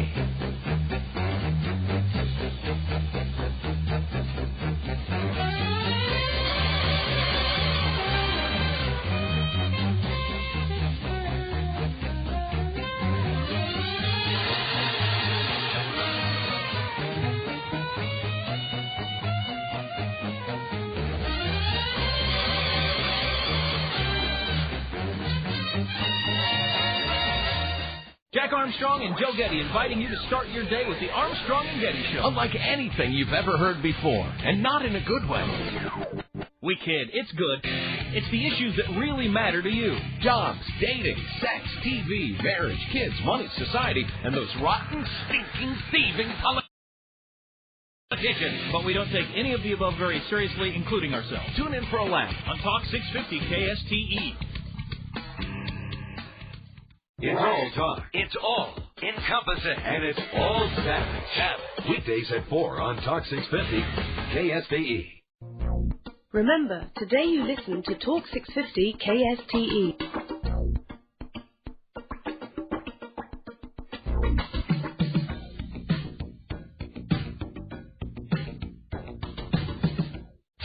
Death metal chainsaw music.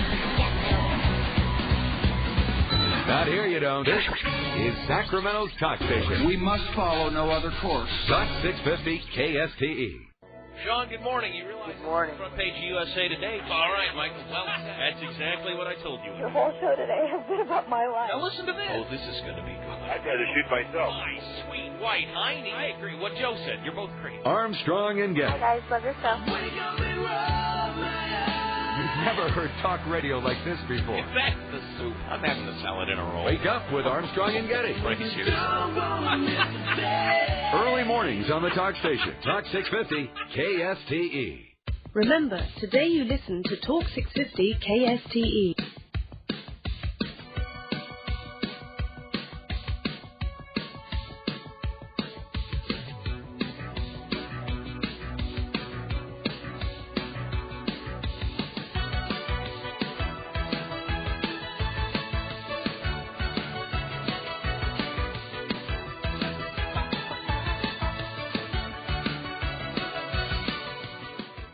That's baseball. Here again is the voice of the River Cats, Johnny Dosco, on Talk 650 KSTE. All right, Dusty Bergman is the new pitcher, the left-hander, former 6th-round pick of the June '99 draft, and he will face Steve Jackson. Jackson Walked and scored in the second. It bounced out to the shortstop, Amaziga in the fourth. The Rivercats lead 7-0 here in the fifth inning. As Dusty Bergman, the left-hander, comes set and the pitch to Jackson. That fastball misses low. It's 1-0. Dusty Bergman making his third appearance. 4 innings, 6 hits, 3 earned runs. No walks, 2 strikeouts. ERA of 6.75. Jackson, big right-handed hitter. As Bergman at the belt and goes over to first, and he throws it away. He tried to go over to first, and he throws it away.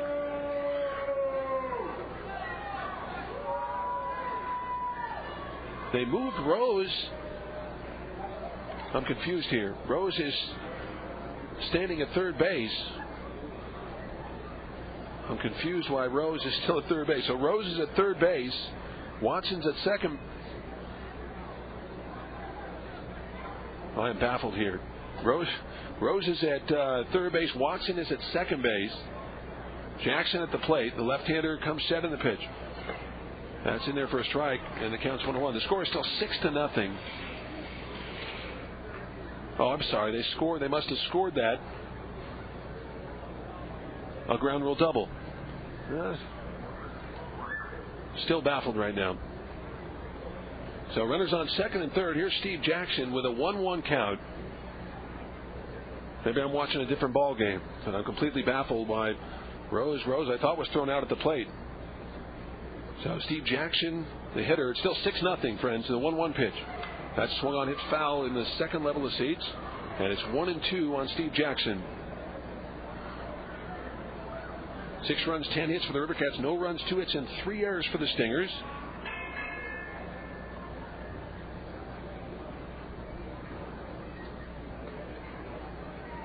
Still have 1 out on the scoreboard.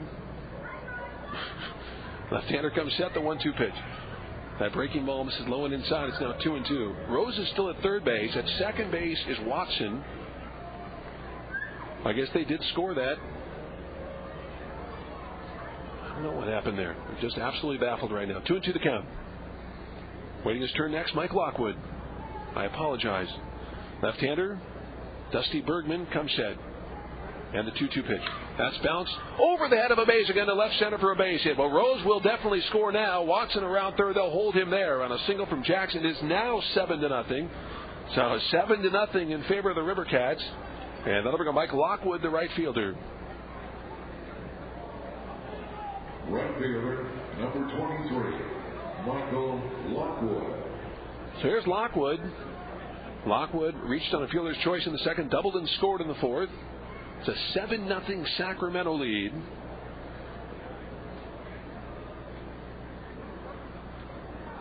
Rivercats with 2 runs here in the fifth inning.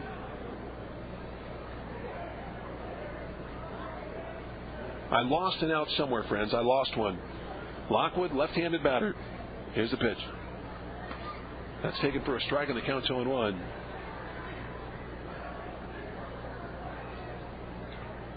I don't know if somebody missed a bag or something and I missed it. Left-hander comes set. Lefty versus lefty. Here's the 0-1 pitch. That misses low and away. Pretty good stop by Gregorio there, and it's 1-1. 7-0 Sacramento. There is 1 out. And Rose scored on the play. My only thing I can think of is that Dan Johnson maybe missed third base. I don't know how I could have missed that appeal, but maybe I did. 0-1 the count. Excuse me, 1-1 on Lockwood. Lockwood hitting 136 now. We got that double in the fourth inning. Left-hander Bergman to the plate in the pitch. Breaking ball. It's chopped foul outside first. That'll go in amongst the crowd down near the Rivercat, or down near the Salt Lake bullpen. And it's 0-2 on Lockwood. Watson is at third base. Jackson is at first base. It's 7-0 Sacramento.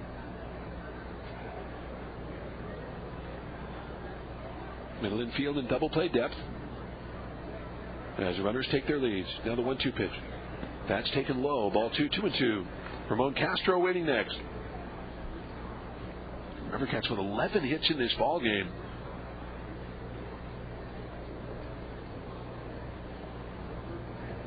Jackson and Watson take their leads. 2-2 pitch. That's fouled back to the screen. And the count remains at 2 balls and 2 strikes.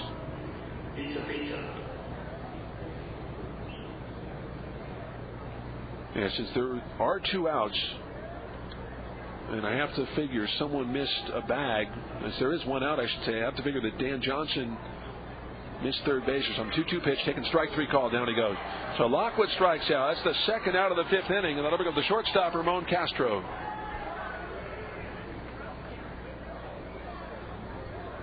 Yeah, Rivercats with that 12-3 win over Edmonton the other day in Yuma. They lead by 7 here. Shortstop, number 12. Still in just the 5th inning. Castro with a 2-run single in the 2nd. He struck out looking in the 4th. Castro the 7th man about here in this 5th inning. And the lefty comes set. Runners take their leads from 1st and 3rd. And the pitch. Dusty Bergman delivers low, and it's 1-0. Yeah, Bergman from Carson City, Nevada. That's the capital. He's 26 years old, 6'5", 200-pounder. Last year, spent most of the time in Arkansas, where he had 50 appearances. 1-0 pitch. That's taken for a strike on the inside edge. It's 1-1. He led the league in losses in the Midwest League in 2000. He had 15 of them, and then he came back the next year and led the Southern League in losses with 13. Bergman went to the University of Hawaii in Honolulu. 1-1 the count on Castro, the left-hander with the belt. And the 1-1 pitch. That's swung on and missed. An off-speed pitch, and it's 1-2. 2002, with Arkansas, he was 5-0 in 35 ball games. ERA of 2.41. Pretty good numbers. 8 walks and 38 strikeouts. Left-hander comes set, the 1-2 pitch. That misses a little bit low. 2-2. 7-0 Sacramento. Dusty Bergman grabs the rosin bag, throws it down.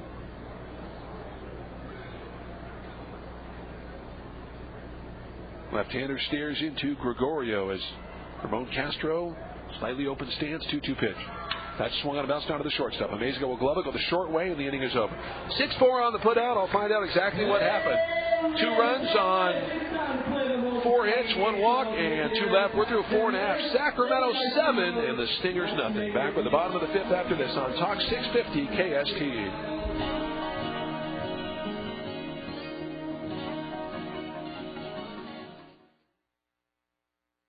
Remember, today you listen to Talk 650 KSTE.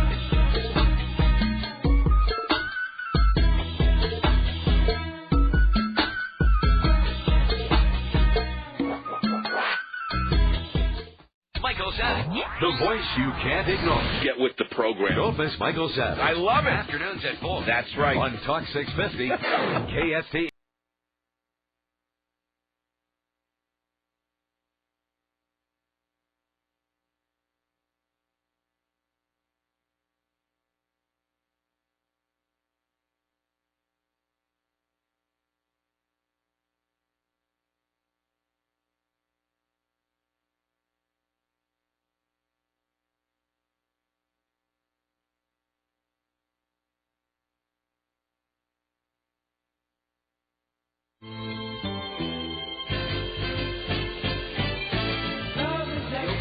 Sacramento Rivercats on Talk 650 KSTE. The pitch misses, and it's 1-0. 7-0 the score, friends. Here's what happened. On the Watson single, I thought it was a double. Watson single. Edwards scored. Johnson was actually thrown out of the plate, not Rose. So it's 7-6-2, and Rose stopped at second. That was my confusion. I thought Watson was in there with a double. Watson was at first base the whole time. Bland to the plate, and the pitch, that's taken for a strike, and it's 2-1. So give a single to Watson. He gets 1 RBI. As Edwards scored on the plate, Johnson was thrown out 7-6-2, and Rose, with the confusion, Rose for some reason stayed at second base. As the pitch misses high, and the count on Barry Wesson is now 3-1. So I missed it. I just flat out missed it. Wesson walked in the 2nd inning. Rivercats lead 7-0 as Bland to the plate, and the pitch is swung on and popped up. Foul territory, first base side, moving over for it. Johnson. Dan has a little room, and he makes the catch near the tarp. He falls down, but fortunately he is okay. He made the play. There is 1 away. 3 figure scoring with us, and that'll bring up Tom Gregorio, the catcher. Catcher, number 15, Tom Gregorio. 7 runs, 11 hits for the Rivercats. No runs, 2 hits, 3 errors for the Stingers. Gregorio Struck out in the second inning. Blanton has retired 7 straight and 8 of 9.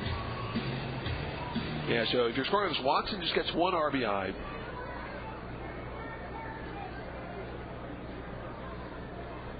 Gregorio, right-handed batter, as Blanton to the plate, the pitch. Fastball in there for a strike, and it's 0-1. Rivercats 4 in the second, 1 in the fourth, 2 in the fifth.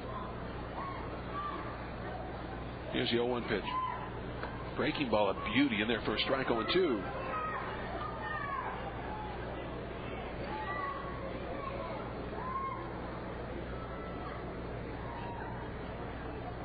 Here's the 0-2 pitch. Fastball, that's popped up foul to our right. And the count remains at 0-2. Blanton has 3 strikeouts on the night. He has walked 1. He's been helped out a couple of fine defensive plays. Actually, 3 of them. 2 by Stanley and 1 by Lockwood.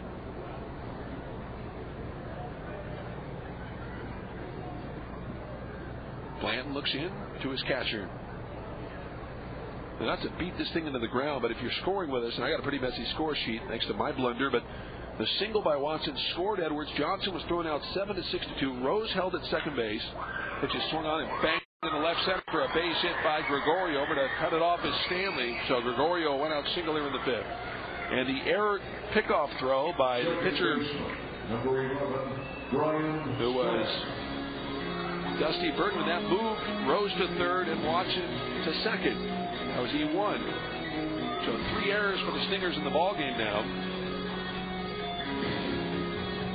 And here is Brian Speck, the second baseman right now. 7-0 the score. The Rivercats lead. We're in the bottom of the 5th inning. Gregorio takes the lead. Dan Johnson behind him as Blanton delivers in the pitch. Fastball in there for a strike, and it's 0-1. Brian hitting .375 on the young season.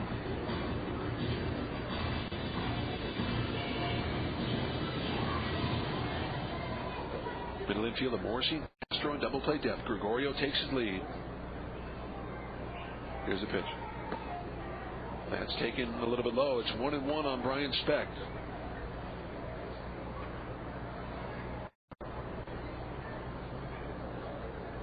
Speck showed his great speed with that inside the park home run last night. Also showed it on the infield single in the 3rd inning. He was grounded out to the second baseman. Might be 2. Morrissey beats Castro on the first. Double play. Nicely done. A 4-6-3 double play, and the inning is over.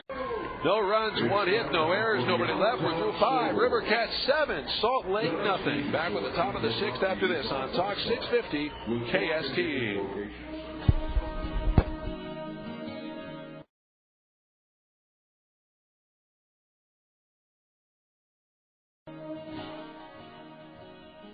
Talk 650 KSTE, Rancho Cordova, Sacramento.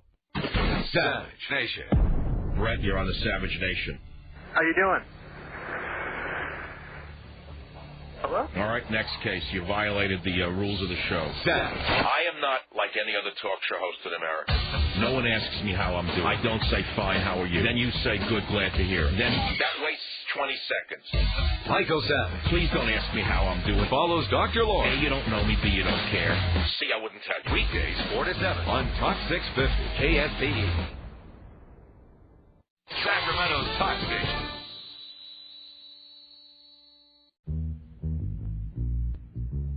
Talk 650 KSTE.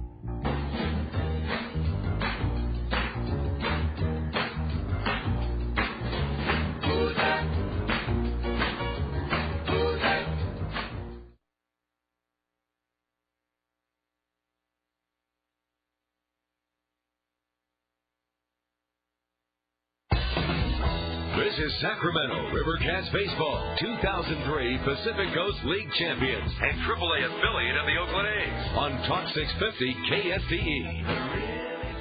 We go to the top of the 6th inning. It's a 7-0 Rivercat lead. Here's Steve Stanley. Stanley 2 for 3 so far in the night. Single in the first, flied out to the left fielder Johnson in the second, picked up an RBI single in the fourth.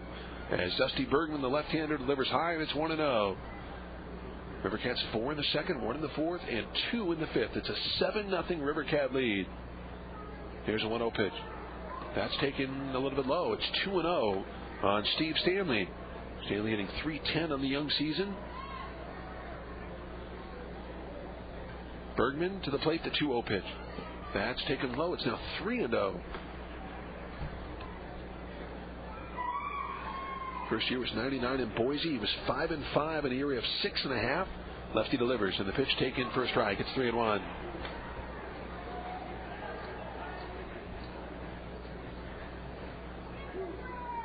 Stanley, exciting young player. His third professional season. The 3-1 pitch, fastball, big, swing and a miss. It's now 3-2 on Stanley. Rivercats very close to getting Britt Reams back. Very close to getting Graham Kuntz back. Kuntz maybe the second or third day that Rivercats are home that Kuntz is in the lineup. Here's the 3-2 pitch. That swung on and lifted to left center. Went back for it as Johnson still going back. Now under it, and Gary makes the catch about 15 feet from the warning track in left center. And there is one away. So one down, and that'll bring up the second baseman, Adam Morrissey.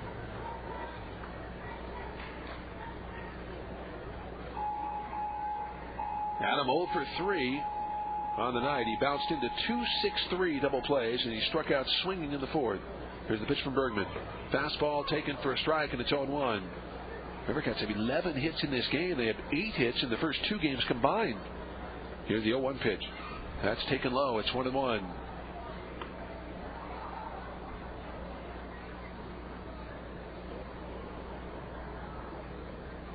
Next pitch, that misses outside. And it is 2-1. So 2-1 on Adam Morrissey. Here's the 2-1 pitch. Fastball, that's fouled away on the top of the screen on the right side. Now 2 balls and 2 strikes on Morrissey.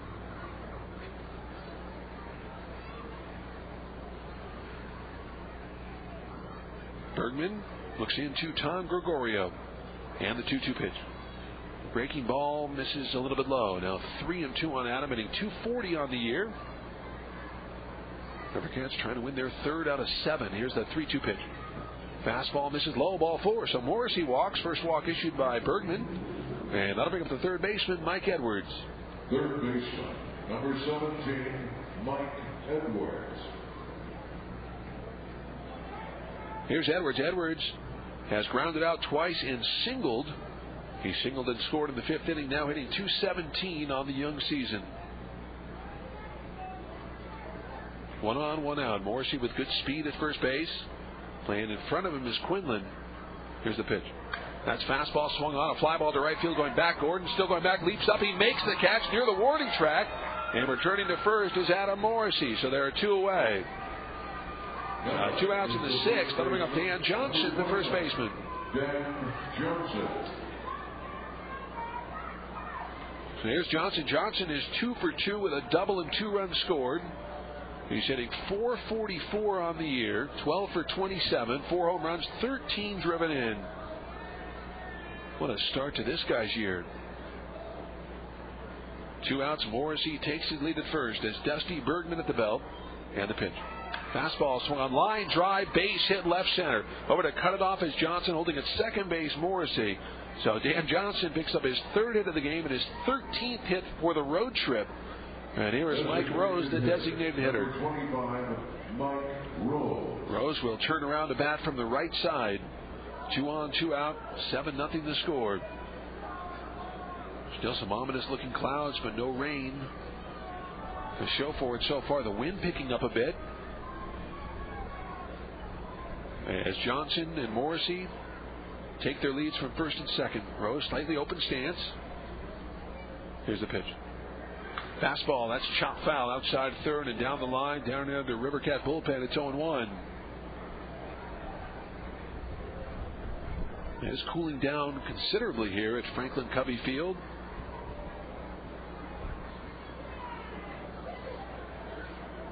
Left-hander Dusty Bergman from the first base side of the rubber. Now the 0-1 pitch. That swung on and fouled to our right now to play, and it's 0-2. In the bottom of the 6th, Blanton will face Amaziga, Gordon, and Quinlan. What a job by Blanton today. He's allowed just 3 hits. He has struck out 3. He's just walked 1.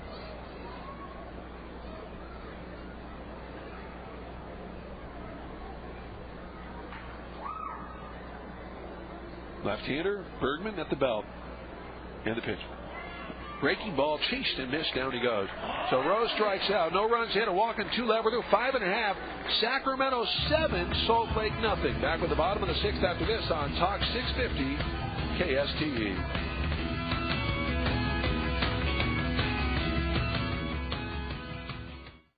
Talk 650 KSTE.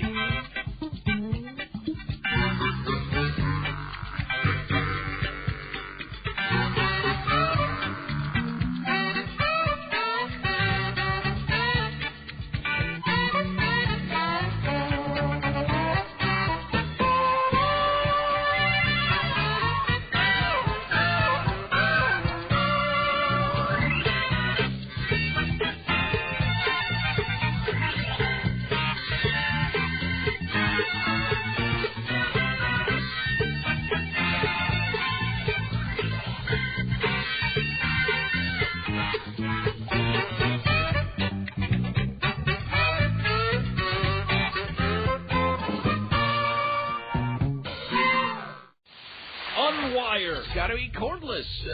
Internet. Are you listening? Is it better than M-Life? Armstrong and Getty. I was at the phone store the other day. I'm not kidding. Check them out. These young college punks were looking at my phone and giggling. All the kids with their pierced nipples and their M-Life. Yeah, exactly. Go up to Jack like he's rode in on a mule. Like I'm a gold panner who came down from the hills on his mule. Wake up with Armstrong and Getty. Keep your hands off my mule. Mornings on the Talk Station. Everybody wants to pet your mule. Talk 650 KSTE.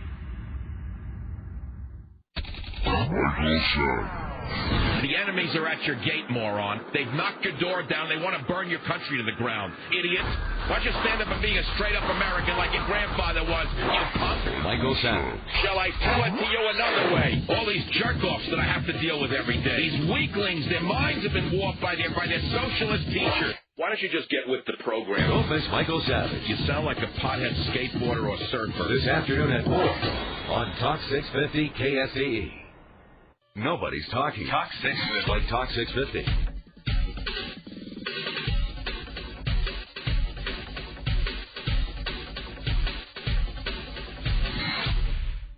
KSTE, Rancho Cordova, Sacramento.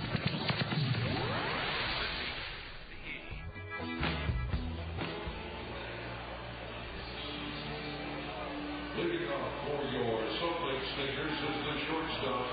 All right, we go to the bottom of the 6th. It's a 7-0 River Cat lead. And in the 7th, or in the 6th, I should say, it'll be amazing at Gordon and Quinlan. Joe Blanton. A light sprinkle beginning to fall here at Franklin Covey Field. So, well, we've avoided the sprinkles for a while. Now that's starting to come down a little bit. As pitch to Amezga, a big slow curveball in there for a strike, and it's 0-1. Amezga 0 for 2. He struck out swinging in the first and grounded into a 6-4 putout in the third. Blanton, the leg kick, and the 0-1 pitch. Breaking ball, swung a little pop fly to left center, coming up for it, Stanley to make the catch, and there is one away. So 1 down to the 6th, and that will bring up the right fielder, Brian Gordon. Number 18, Brian Gordon. Here's Gordon. Gordon 0 for 2, bounced out to the first baseman Johnson in the first. He struck out swinging in the third. 7 runs, 12 hits for Sacramento. No runs, 3 hits, and 3 errors for the Stingers. Yeah, some of the fans starting to cover up. I don't see any umbrellas at the ballpark, but fans trying to cover their faces with their jackets. There's a 2-hopper to the shortstop. Castro throws to first in time, and there are 2 away. So Blanton doing an outstanding job tonight as the right-hander has retired 9 of the last 10 he has faced, and here is Rob Quinlan. Quinlan 0 for 2. Bounced out to the shortstop Castro in the first, fly out to the right fielder Lockwood in the third. Hitting .360 on the year. 7-0 River Cats. Bottom of the 6th, 2 outs, nobody on. Joe Blanton, the leg kick and the right-hander's pitch. Fastball, that's swung on a fly ball to right field. Lockwood going back near the track. Lockwood near the wall, reaches up and makes the catch as he bangs into the wall, and it's a 1-2-3 inning for Joe Blanton. Joe Blanton has retired 10 of 11. No runs, no hits, no errors, nobody left. We're through 6. River Cats 7, Salt Lake nothing. Back with the top of the 7th after this on Talk 650 KSTE.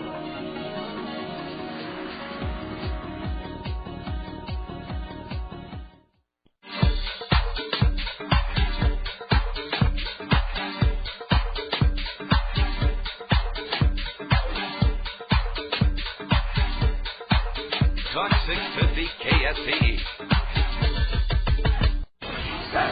Michael, I want to tell you are the funniest man ever. Michael Savage. I want to know why you're not on every radio station across America. I love you. You're so intelligent and your mind works. So I'm really getting into your brain. Well, I just got married and I don't have a job yet, and I sit and listen to you every day from 4 to 7. And I come home and I tell my husband everything you say, and sometimes I'm talking with a New York accent. Michael Savage. That's good. That's good. The voice you can't ignore. I want to be your personal promoter. You're turning our house into a Savage Nation. Weekday afternoons at 4 on Talk 650 KSTE. Your radio could drive you crazy. The Talk Station. What is it? Daytime, nighttime, anytime. Way to be strong, man. You'll know it when you hear it. Talk 650 KSTE.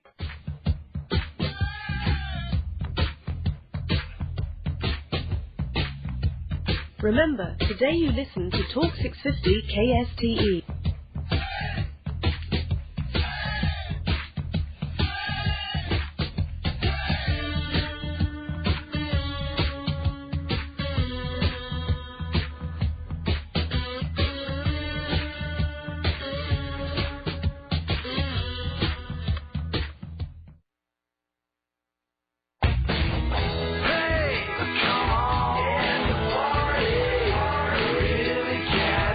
Sacramento River Cats baseball on Talk 650 KSTE. All right, Jake Thrower is the new center fielder for the Salt Lake Stingers. So Jake Thrower will take over for Barry Weston in that 7 slot. As Dusty Bergman at the plate, and the breaking ball misses low, and the count's 1-0. I could not have butchered that call anymore. I couldn't have. Impossible. It was a single by Watson, not a double. 1 run scored, not 2 runs. Johnson was thrown out at the plate, not Rose. So Rose ended up at third base anyway, thanks to the errant pickoff throw by the left-hander Bergman. As Watson, it's a fly ball to deep center field, going back and throwing near the wall, looks up, and this ball is off the wall. Watson rounding second base, he's digging for 3, and he's in the third with a stand-up triple. So Matt Watson with a triple off the top of the wall. I'll tell you, Tony DeFrancesco wants an appeal. He thought it was a home run. Tony saying it went over the yellow line for a home run, and Watson looking on, and they're saying it's a triple. Yeah, Tony's saying it went over the wall and bounced back into the field of play. And I agree with Tony. Looked like a home run, but they're calling it a triple for Watson. And here is Steve Jackson, the catcher. So now the umpires are going to talk about it. I don't know. They may change this, friends. They might. So Matt Watson may have his 3rd home run here. I think that went over the wall. That may have it over the wall and gone back into the field of play. They may score that a home run. They're talking about it. And no, they're going to stick with, I believe they're going to stick with the triple. Tony DeFrancesco going to talk with Brian Knight, the home plate umpire. All Tony wanted, he wanted an appeal. But the home plate umpire, Brian Knight, saying, listen, it's at the top of the wall for a triple. For Watson, his first triple. For the River Cats, that is their 2nd triple as a club. And Johnson is the other one. And here is Steve Jackson, the catcher. River Cats now have 13 hits on the night. And Tony DeFrancesco will not win this argument. But it's a triple for Watson. Watson just missed hitting his 3rd home run. There's Jackson. Jackson walked and scored in the 2nd. Bounced out to the shortstop Amazga in the 4th. Picked up an RBI single in the 5th. The infield comes in as the left-hander Dusty Bergman comes set. Here's the pitch. That's swung on a bounce down to the second baseman on 2 hops. The runner will hold, and Specht will throw to first for out number 1. So 1 down in the 7th. That'll bring up the right fielder, Michael Lockwood. Right fielder, number 23, Michael Lockwood. So here's Lockwood. Lockwood is 1 for 3. Reached on a fielder's choice in the 2nd. Doubled and scored in the 4th. Struck out looking in the 5th. But the infield still in. 7-0 River Cats. We're in the top of the 7th inning.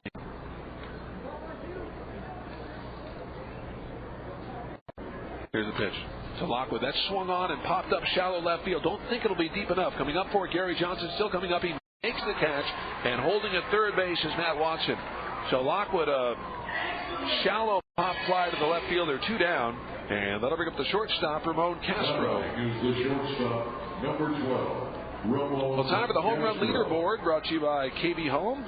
Calvin Pickering of Omaha leading the league in home runs with 5. Dan Johnson second with 4. Carlos Rivera, Luis Garcia, Santiago Perez, Peter Zaccolillo. They all have 3 home runs as the pitch is lifted foul on the right side out of play. It's 0-1. That is our home run leaderboard brought to you by KB Home, welcoming more people home. We're in the top of the 7th, 7-0 Rivercats. As Watson takes the lead from third, the left-hander's 0-1 pitch. That misses high and away. It's 1-1. Dusty Bergman, the lefty, grabs the rosin bag, now climbs back up on the hill.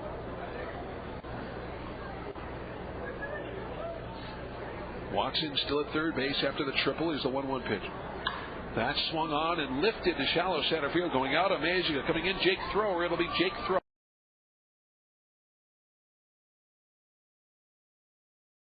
The center fielder to make the catch. And I'll tell you what, after the triple, Bergman settled down. No runs, hit a man left. We're through 6.5. Sacramento 7 and the Stingers nothing. We'll have the bottom of the 7th after this on Talk 650 KSTE. Take me out with the crowd.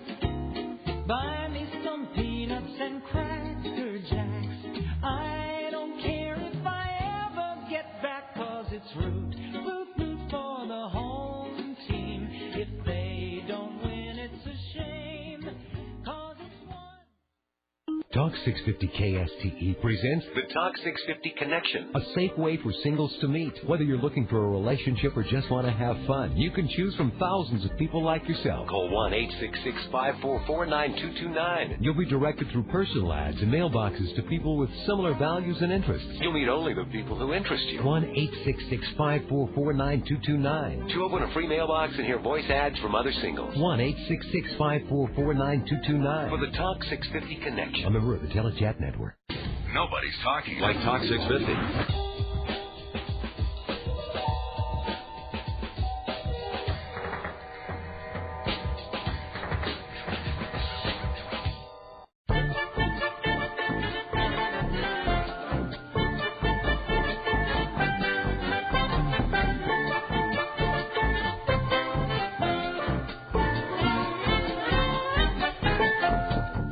Armstrong and Getty. This is a good topic, too. I'm glad you called. Okay. Go ahead. Hi, what's on your mind? Lorraine, go ahead. Yeah, I'm here. Go ahead, Lorraine. Are you? You called us. Okay, all right. Good Lord. Off to a fast start today. About your boil, get some boilies and sit in some hot water. Armstrong and Getty. You'll be fine. Little boilies and sit in some hot water. Yeah. There you go. Early mornings on the Talk Station. Talk 650 KSCE. Good tip. Again is the voice of the Rivercats, Johnny Dosco, on Talk 650 KSCE. All right, the first pitch to Adam Riggs is lifted to shallow center field. Coming up for it is Stanley, and he makes the catch for out number 1. So Joe Blanton going strong as the right-hander retires Riggs. Riggs has flied out to the center fielder 3 times, but the first 2 times he was robbed by Stanley. So one away, here's Alex Pelaez, the third baseman. Joe Blanton has allowed just 3 hits in 6 1/3 innings. The numbers 1 through 4 hitters 0 for 12 against him. Here's the pitch to Pelaez. Fastball chased and missed 0-1. He is dealing right now. 3 strikeouts, just issued 1 walk. He is retired 13 of 14 now. As Blanton to Pelaez, the 0-1 pitch. That swung on and hit on 1 hop. Nice play by Edwards to gobble it up on the short hop and throw to first for out number 2. So 5-3 on to put out 2 outs in the 7th. And that'll bring up the left fielder, Gary Johnson. On the Rivercats 7th inning stretch, brought to you by your greater Sacramento area Subway restaurants. Featuring their 7 under 6 lineup and their new Atkins friendly wraps. They also have salads. Your local Subway restaurant with the tasty details. Subway, eat fresh. Here's Johnson 0 for 2. 7-0 Rivercats are in the bottom of the 7th inning. Joe Blanton looks in to get a sign from Steve Jackson. And finally taking too much time as Johnson calls time. Still nobody throwing in the bullpen for the Rivercats. Blanton on quite a roll here.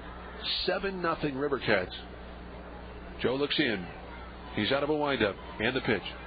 That misses high. It's 1-0. Johnson flied out to Lockwood in right field in the 2nd. Bounced out to the shortstop Castro in the 4th. Blanton, the leg kick, and the 1-0 pitch. That misses a little high. It's 2-0.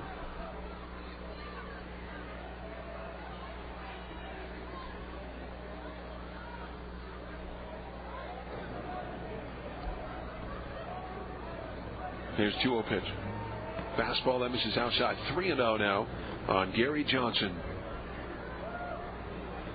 The Rivercats have been getting some solid starting pitching of late. Here's a 3-0 pitch. That's taken a little high, ball 4. So Blanton issues just his second walk. And that'll bring up Jake Thrower, the center fielder.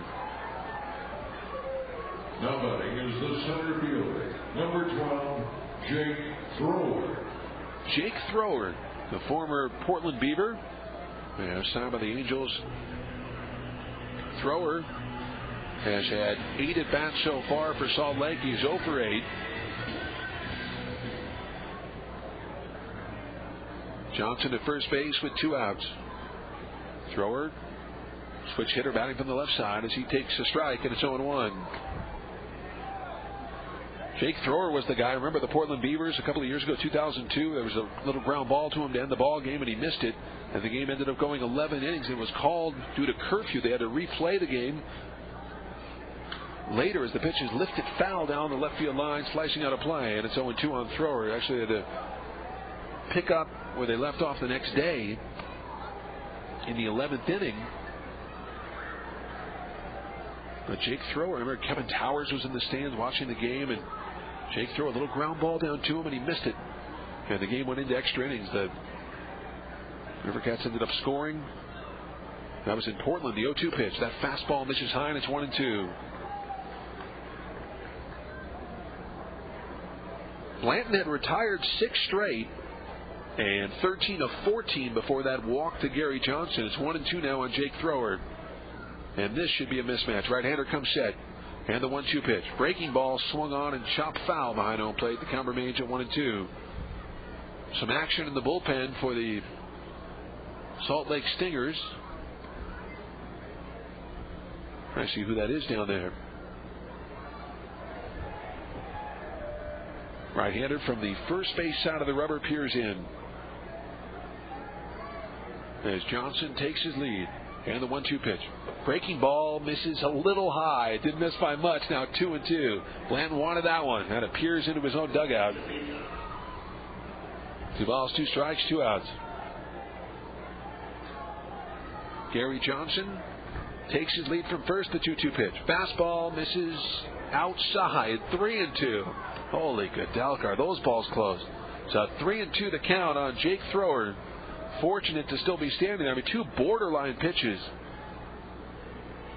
7-0 Rivercats. We're in the bottom of the 7th. Right-hander to the plate. The runner goes. The pitch is swung on and chopped foul behind home plate once again. We'll try it again.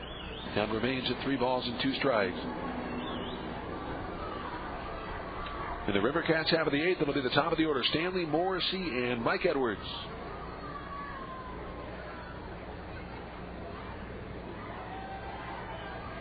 Joe Blanton looks in. The Rivercats will get somebody up in the bullpen now as Johnson goes, and the pitch is taken high, ball 4. So 3. Now Blanton asking the umpire where it was. I'll tell you what, for some reason Brian Knight is now squeezing Blanton. I have no idea why. So back-to-back walks issued by Johnson and Thrower. And now Rick Rodriguez will go out there and try to sell down Blanton. Blanton's just curious where those pitches are, and I don't blame him. I don't blame him a bit. Well, the left-hander beginning to loosen up for the Rivercats. I believe that's Matt O'Brien. Yeah, Matt O'Brien's starting to throw. And Rick Rodriguez out there to chat with Joe Blanton. And Blanton wondering where those pitches are. Well, Comcast makes it easy to enjoy some of the best high-definition, premium, and local broadcast programs available, like ESPN in high definition. With a crystal clear, high-resolution image and CD quality sound, it's a whole new way to see your world. That was then. This is Comcast. Taylor Black, please report to the customer service, T-Mobile customer service immediately. And claim your Jerry Simon oil change. So 7-0 the score. We're in the bottom half of the 7th inning here at Franklin Covey Field in Salt Lake City, Utah. Brian Knight going to break things up on the mound.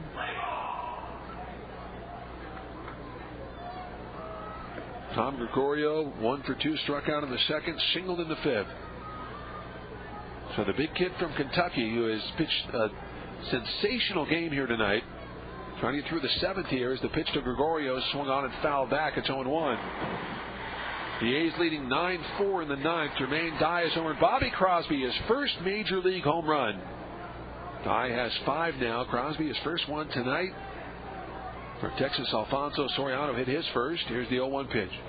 That's taken a little high, 1-1. Detroit beat Toronto 5-3. Robertson the win over Lilly. Patterson the save. Reed Johnson his first home run.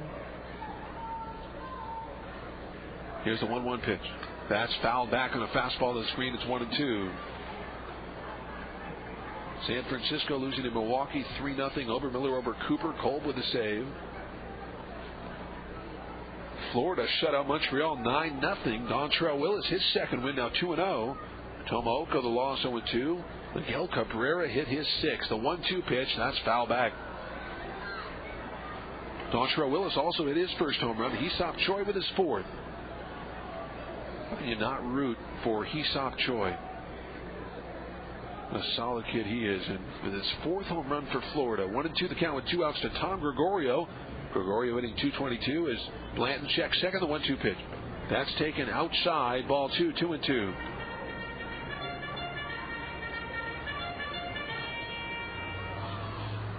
Runner at first is Thrower. The runner at second is Johnson. 7-0 Rivercats. We're in the bottom half of the 7th inning. Here's the 2-2 pitch. That's fouled back over the screen and over the stadium. And the count remains at 2 balls and 2 strikes.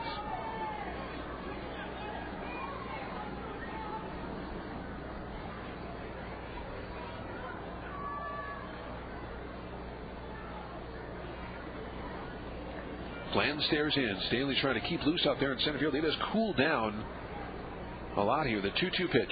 That's fouled back. A fastball in on the hands, and Gregorio hanging tough. He fouled it back to the screen. Count remains at 2 balls and 2 strikes.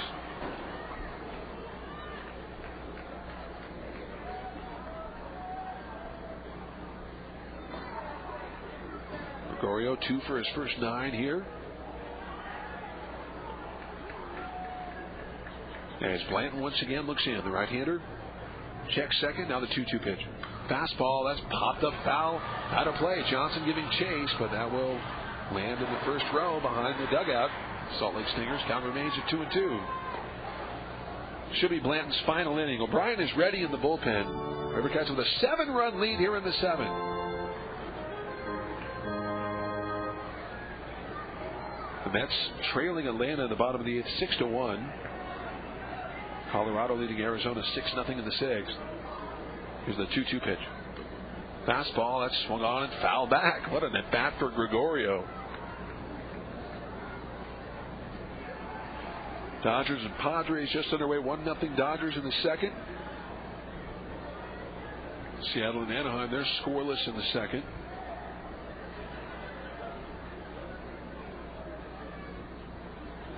Two balls, 2 strikes, and 2 outs. Here's the 2-2 pitch. That misses high with the fastball. Now 3-2. So Blanton, who has walked 3 in the ball game, and he has struck out 3. But trying to get Gregorio get through this 7th inning. This might be his final hitter. Thrower and Johnson take the lead. The runners go. The pitch is swung on and fouled back once again. Oh, what an at-bat for Tom Gregorio in a battle with the A's top prospect, Joe Blanton.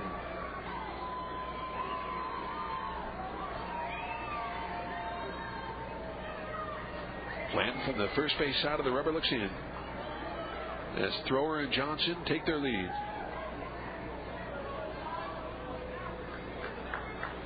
And now Gregorio calls time.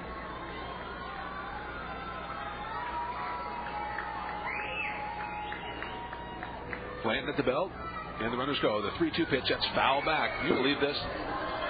This is unbelievable. So another foul ball. Gregorio has fouled off 9 pitches. And the count remains at 3 balls and 2 strikes. Now the runners will be off on this pitch again. And Thrower and Johnson are out of breath. And they'll be leaving on this pitch as well. 7-0 Rivercats, bottom of the 7th.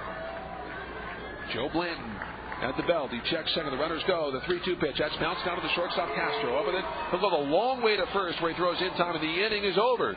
So Joe Blanton, 7 shutout innings. No runs, no hits, 2 walks, 2 left. We're through 7. River Cats 7, Salt Lake nothing. Back with the top of the 8th after this on Talk 650 KSTE.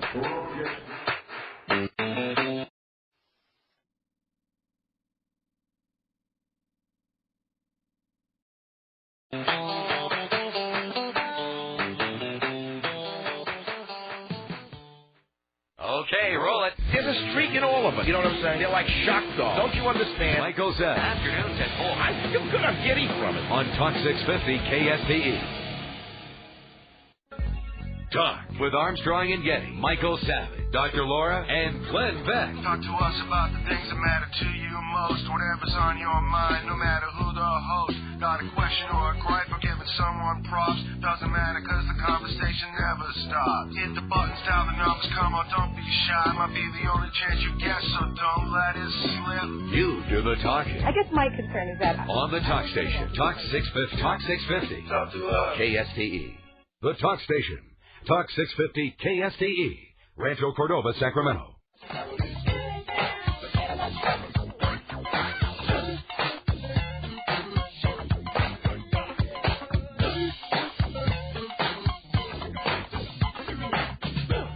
Talk 650 KSTE.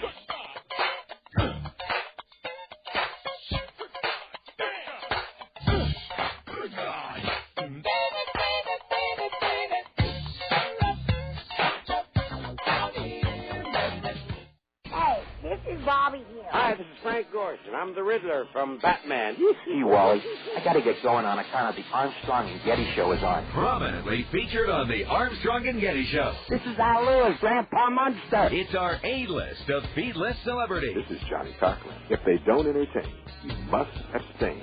From the Armstrong and Getty Show. Hi, this is Chelsea Charms. This is Bill Walton. Hi, I'm William Shatner. Armstrong and Getty. Early mornings on the Talk Station. Talk 650 KSTE. This is Sacramento River Cats Baseball, 2003 Pacific Coast League champions and AAA affiliate of the Oakland A's on Talk 650 KSTE. Esslinger is the new pitcher for the Salt Lake Stingers. So Esslinger, 5'11", 180-pound right-hander, 27 years old, from Hewitt, New Jersey. Split time between Tulsa, Visalia, and Colorado Springs last year. So Cameron Esslinger gets the call. He takes over for the left-hander Dusty Bergman. It'll be Steve Stanley, Adam Morrissey, and Mike Edwards.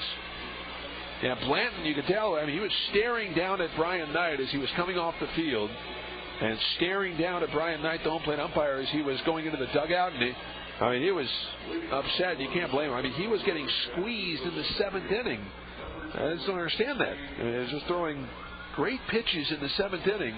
They were very close and getting squeezed late in the game with a 7-0 lead. Amazing. Here's Steve Stanley. Stanley 2 for 4. Singled in the first, flied out to the left fielder Johnson in the second, an RBI ground out in the fourth, and he flied out to Johnson again in the 6th. Stanley hitting an even 300 so far in the year. Left-handed hitter as Esslinger comes set. The big leg kick and the fastball misses high to Stanley, and it's 1-0.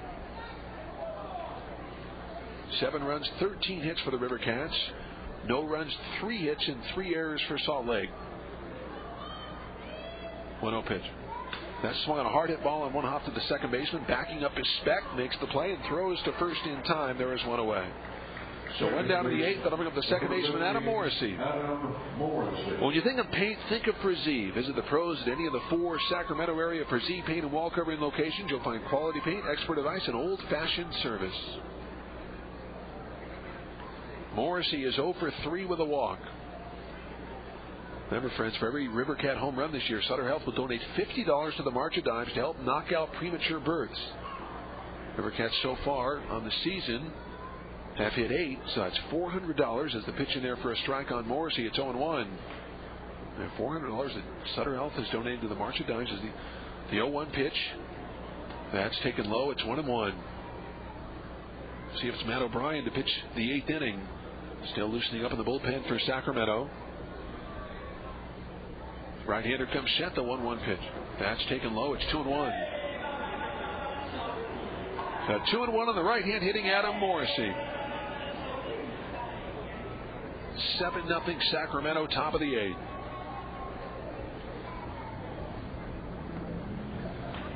There's a 2-1 pitch. That's swung on. A drive to right center, hit pretty well. Going back for his thrower near the track of the wall. Looks up, and it is gone! A home run for Morrissey. A solo shot, and the Rivercats lead 8-0. So Morrissey, with another home run, his second of the year and his 4th RBI, and that means another $50 from Sutter Health to the March of Dimes to help knock out premature birth. That's $450 now. So the Rivercats now lead 8-0 on a solo shot from Adam Morrissey, and that'll bring up the third baseman, Mike Edwards. Morrissey hits it over the right center field wall. A pretty good shot.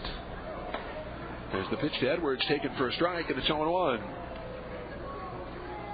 The Rivercats now have 9 home runs on the year as Esslinger delivers a slider that's chased and missed, and it's 0-2. Edwards hitting .208. He's 1 for 4 so far in the night. Top of the 8th, 8-0 Rivercats. Here's a 1-1 pitch. That's foul tipped into the glove of Gregorio. Down he goes. So Edwards strikes out, 2 outs, and that'll bring up the first baseman, Dan Johnson. First baseman, number 29, Dan Johnson. Johnson having quite a night. He is 3 for 3 with 2 singles, a double, and 2 runs scored. He's hitting .464 on the year. He is 13 for his first 28 on the season. Left-handed hitter as Esslinger comes set. And the pitch. That misses low. It's 1-0. 8 runs, 14 hits, and no errors for the Rivercats. No runs, 3 hits, and 3 errors for the Stingers.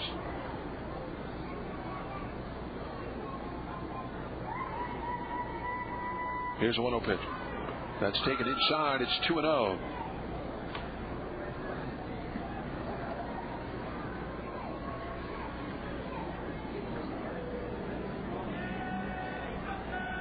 Esslinger, the high set, the 2-0 pitch. That's chop foul at home plate. Now 2-1.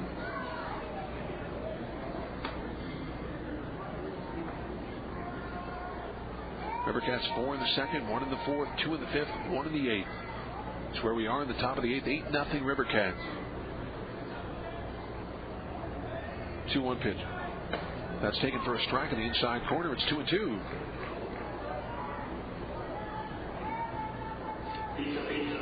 The tradition continues at Molino's Freeze. They now have 5 locations throughout the Sacramento region. Here's the 2-2 pitch. Slider misses low and inside. Now 3-2. That's 3200 Folsom Boulevard, Downtown Plaza Mall, Country Club Plaza, Folsom Outlets, and Raley Field. Molino's Freeze and Rivercats baseball, the coolest ticket in town. Here's the 3-2 pitch. That swung on. Fly ball to deep right field. If it's fair, it's trouble, and it is gone! A home run for Dan Johnson, and the Rivercats lead it 9-0. So Johnson with his league-tying 5th home run of the year and his 14th RBI, and Dan Johnson with another 4-hit game. The Rivercats lead 9-0. That's another $50, so $500 now that Sutter Health has donated to the March of Dimes to knock out premature births. And here is Mike Rose, the designated hitter. Oh, what another great night for Dan Johnson. 4 for 4 with a walk. And the Rivercats now have a 9-0 lead. That just did tuck inside that right field foul pole. As the pitch to Rose is swung on and bounced on 2 offs to the second baseman Specht. He throws to first in time, and the inning is over. But 2 more runs on 2 hits. No errors, nobody left. We're through 7.5. The Rivercats lead 9-0 over Salt Lake. And we will have the bottom of the 8th after this on Talk 650 KSTE.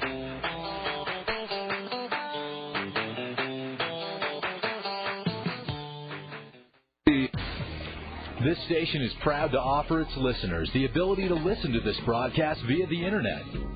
Sit back, relax, and enjoy the stream. We'll be right back. Streaming media provided by LiquidCompass.net. Borders, language, and culture. He's not new to big-time talk radio. When they say to me, what do you really believe in with the poor of your society and your show? But he's taking over the nation. Borders, language, and culture. They say, what does that mean? The voice you can't ignore. The Savage Nation. And I tell them, close the borders. Get rid of the illegal alien. Make English the official language. There's no assimilation here. And recognize that the commonalities of our culture are what holds us together. Michael Zev, The Savage Nation. Afternoons at 4 on Talk 650 KSTE. Talk 650.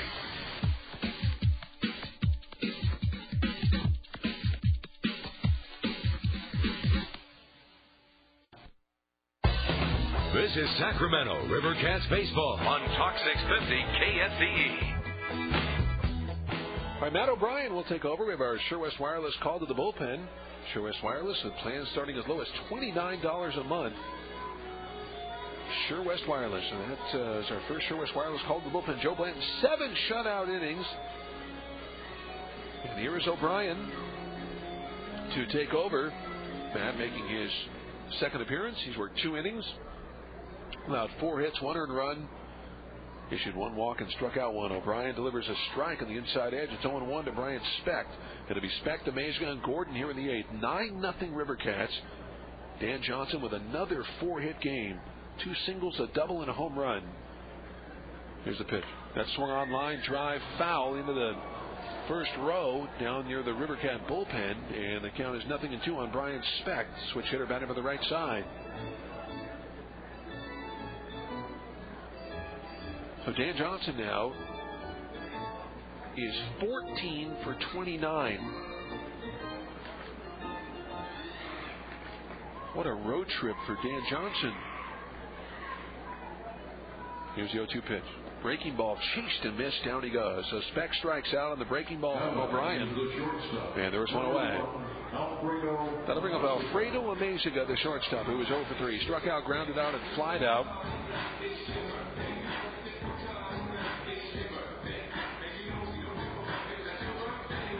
Amezaga hitting .222 on the young season. He's a switch hitter.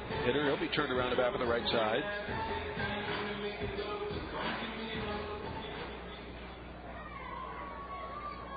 Left-hander O'Brien comes set in the pitch. That's a fastball swung on and popped up. O'Brien pointing and getting out of the way. The second baseman Morrissey calling for it. The Australian makes the catch 10 feet behind the pitching mound, and there are 2 away. So 2 outs in the 8th. And let him go the right fielder, Brian Gordon. Here's Gordon. Gordon 0 for 3. Yeah, Blanton goes 7 innings. And the right-hander allows 3 hits, no runs. He walked 3. And he struck out 3. A solid outing for Joe Blanton. And Rivercats can hold on here. They look like they're in pretty good shape. They're up 9-0. Blanton would pick up his first win in AAA. As the pitch from O'Brien misses, and it's 1-0 on Gordon. Lefty versus lefty here. Gordon has bounced out twice and struck out. O'Brien at the belt, and the 1-0 pitch. Breaking ball taken for a strike. It's 1-1. 9 runs, 15 hits for the Rivercats. No runs, 3 hits, and 3 errors for Salt Lake. Here's the 1-1 pitch. Breaking ball taken low. It's 2-1.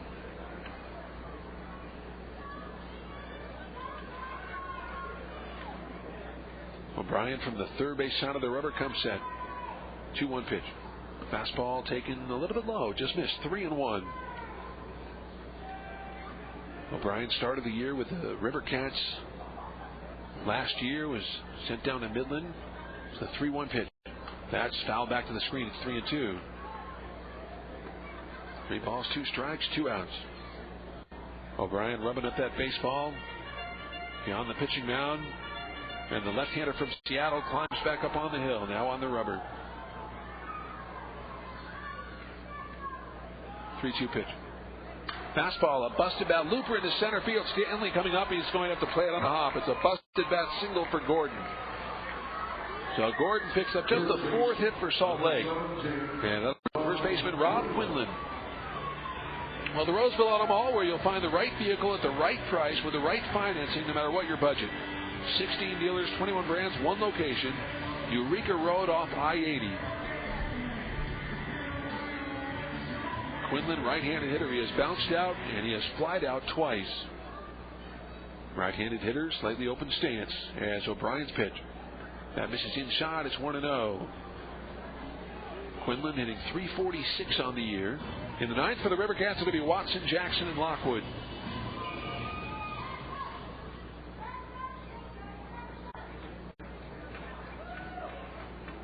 Here's a 1-0 pitch. Breaking ball, chased and missed. It's 1-1. River Cats 4 in the second, 1 in the fourth, 2 in the fifth, 2 in the eighth on home runs by Morrissey and Johnson.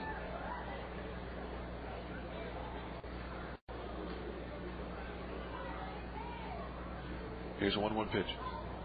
That swung on a fly ball to center field. Hit pretty well. Stanley going back, still going back now under it, and Stanley makes the catch on the warning track in center field. The ball was hit pretty well, but Stanley tracking it down. No runs, 1 hit, a man left. We're through 8. River Cats 9, Salt Lake Stingers nothing. Well, at the top of the ninth, we return on Talk 650 KSTE.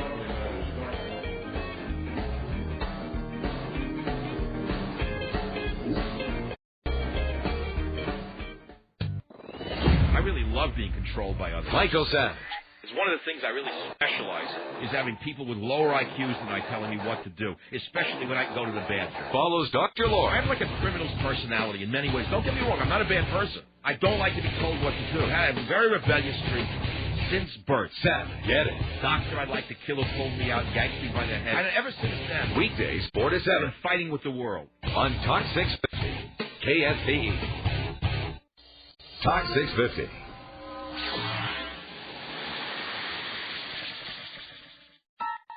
Remember, today you listen to Talk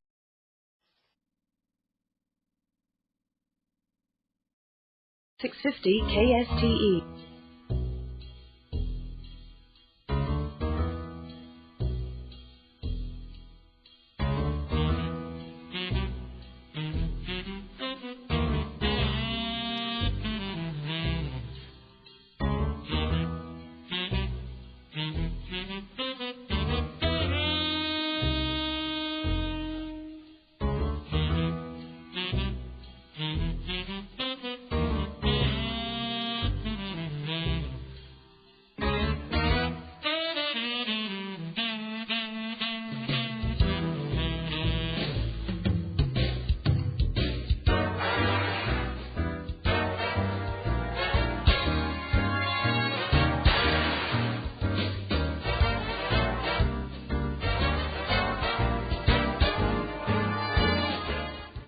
Welcome to the program. Therapy's expensive. My husband and I have some friends. We've had them for about 6 years. Dr. Laura? My question is regarding, I'm trying to make sure I'm doing the right thing for a 20-year-old. Free. What's on your mind? Well, I've got a problem with my neighbor. Dr. Laura. 4 years ago, the wife divorced the husband. But how do I say it without... Find your own words, Afternoons. My question is... Right before 7. You're here to teach him. On Talk 650. You're his dad. KSTE.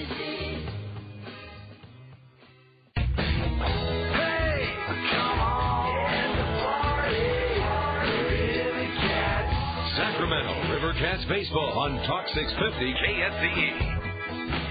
All right, Matt Watson will lead things off. It'll be Watson, Jackson, and Lockwood, numbers 6, 7, and 8. To base Cameron Esslinger. Go to the ninth inning, 9-0 Sacramento. River Cats looking for their 3rd win of the year. Watson is 2 for 4 on the night. Left-handed hitter. As Esslinger to the plate in the pitch. Fastball misses low. It's 1-0.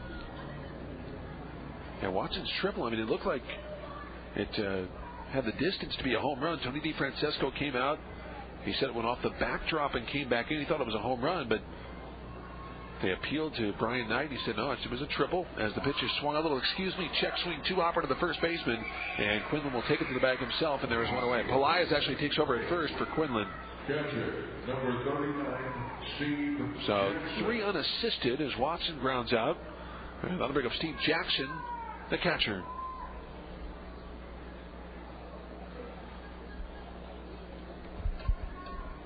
Yeah, so Quinlan and Pelaez have switched. Quinlan is over at third base, Pelaez at first. For some reason, they just have swapped positions. Here is Steve Jackson, the catcher. Here's the pitch. That's a fastball that misses low. It's 1-0. 9-0 River Cats here in the top of the ninth inning.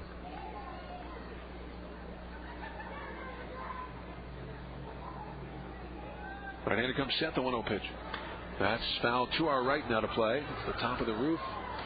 And bounces to the third row, the second level, and it's 1-1 on Steve Jackson.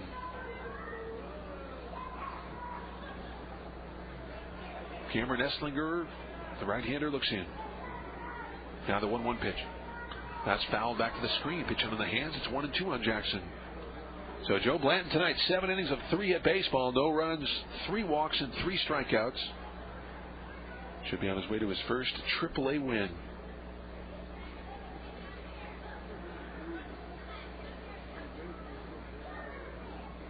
Here's a 1-2 pitch. Foul tipped into the glove of Gregorio. Down he goes. So Jackson strikes out, 2 outs. And that'll be with the right fielder, Mike Lockwood. Right fielder, number 23, Michael Lockwood. Lockwood 1 for 4. Reached on the fielder's choice in the second. Doubled and scored in the fourth. Struck out in the fifth and flied out to the left fielder Johnson in the 7th.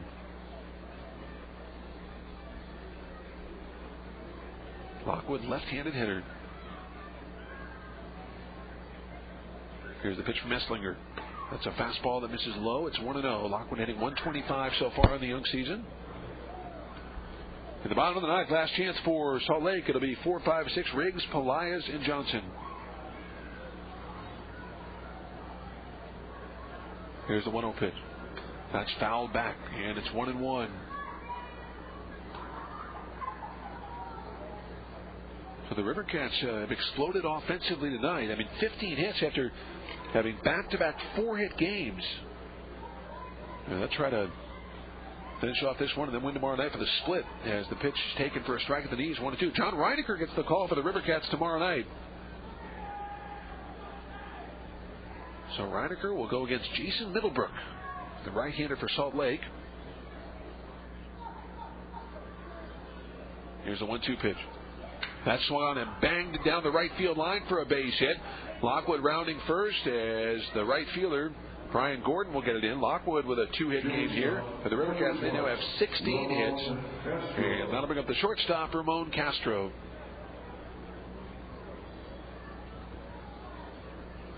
So the River Cats with 16 hits in the ball game. And in the River Cats' 12-run game, they had 13 hits. This is their best offensive performance hit-wise so far in the young season. Here's Castro, 1 for 4, as Esslinger to the plate in the pitch. Fastball taken low, it's 1-0.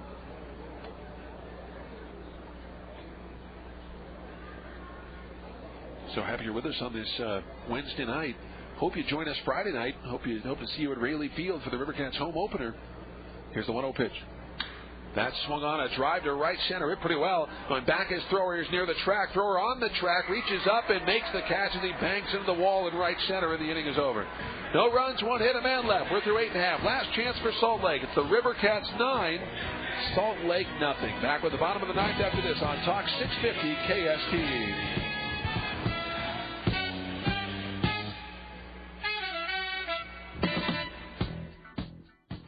Sacramento's talk station.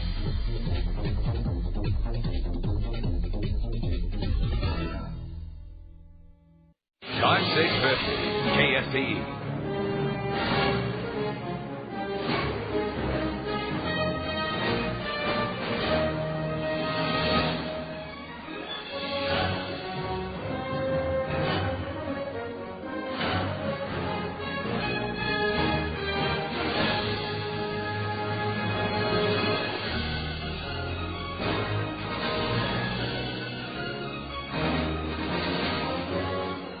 Talk to us about the things that matter to you most. I just have a question about what do you do in a case like that? What is that that's inside that man that knows that? Whatever's on your mind, no matter who the host. And he gave this sickening smirk. Yeah. Got a question or a gripe or giving someone props. This is the greatest thing I've seen. I look at life differently. Doesn't matter because the conversation never stops. have a reason to put a gun on him. Armstrong and Getty. I think they're still handling it with kid gloves and trying to brush it underneath the carpet.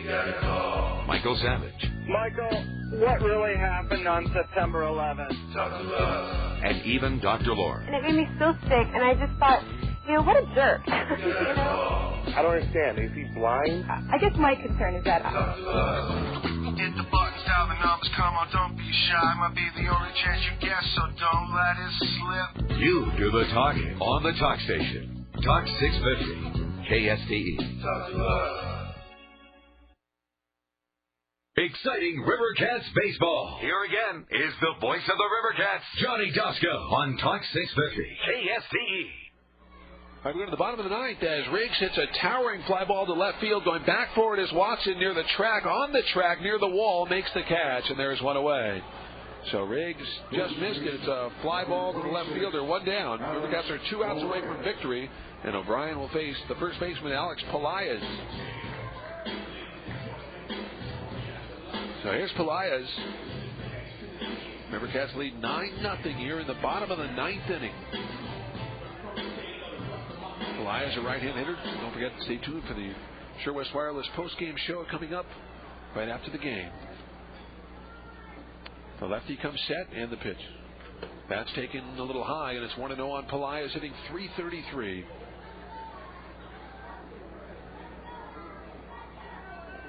O'Brien at the belt. And the 1-0 pitch. That's taken outside. It's now 2-0. 9 runs, 16 hits for the Rivercats. No runs, 4 hits. And 3 errors for the Stingers. O'Brien's 2-0 pitch. That's a fastball that's taken low. It's now 3-0. Well, the Office of Traffic Safety and the California Highway Patrol remind you to buckle up. Always wear your seatbelt. There's just too much to lose. Here's a 3-0 pitch. That's taken for a strike. 3-1. Rivercats 2 outs away from their 3rd victory of the year. Going to make it 3 out of 7. O'Brien comes set. The 3-1 pitch. That's swung on line down the right field line. It is slicing foul in amongst the crowd. And it's now 3-2 on Alex Pelaez.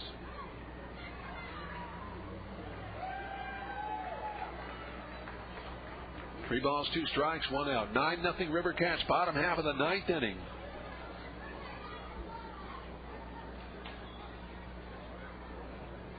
The lefty, O'Brien at the belt. 3-2 pitch. That's taken inside. Ball 4. So he loses Pelaez, and that'll bring up Gary Johnson, the left fielder. So lefty versus lefty here. Stingers have only managed 4 hits in the ballgame. Rivercats looking for their first shutout of the year. Gary Johnson.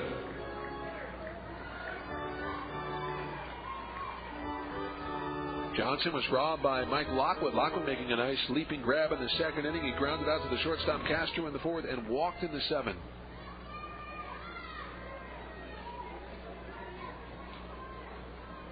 Pelaez takes his lead from first as the lefties pitch. That's swung on, a fly ball to center field, hit pretty well. Stanley going back, he's near the track, and Steve now under it and makes the catch for out number 2. And returning to first is Alex Pelaez. So now the Salt Lake Stingers down to their final out. And the center fielder Jake Thrower will be the batter. Thrower took over for Barry West, and he walked in the 7th inning. Attendance 4,412, so 44-12 the attendance here at Franklin Covey Field. Tomorrow night, the conclusion of the 4-game set and the conclusion of the 8-game road trip. John Reinecker against Jason Middlebrook. Reinecker the left-hander. Here's Thrower, turned around to bat from the right side. As Pelaez takes his lead at first, and the pitch misses high. It's 1-0.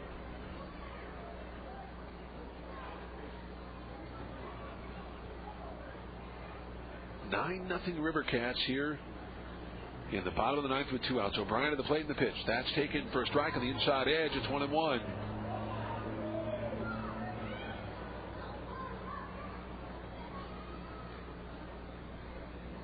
So 1-1 on Jake Thrower.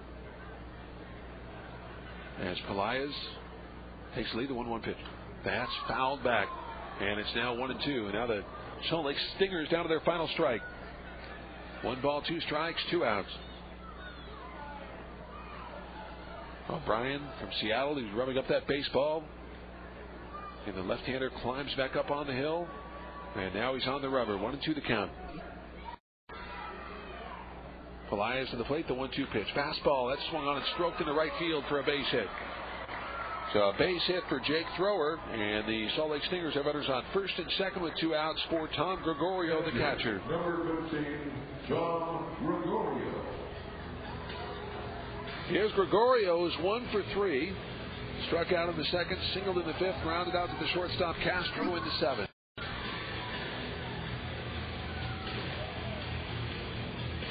What an at-bat Tom Gregorio had against Joe Blanton. Back in the seventh inning, Gregorio fouled off pitch after pitch after pitch. Finally, Blanton was able to retire him on the ground out to his shortstop Castro. Here's the pitch. That misses outside. It's 1-0.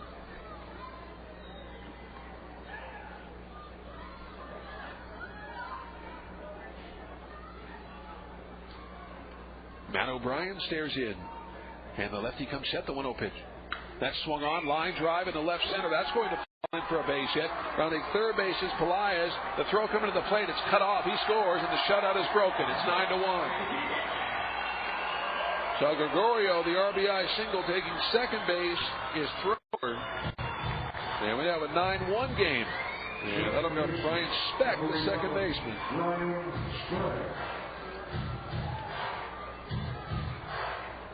So an RBI single for Tom Gregorio, his third RBI of the ball game, and that'll bring up Speck with 2 on and 2 out.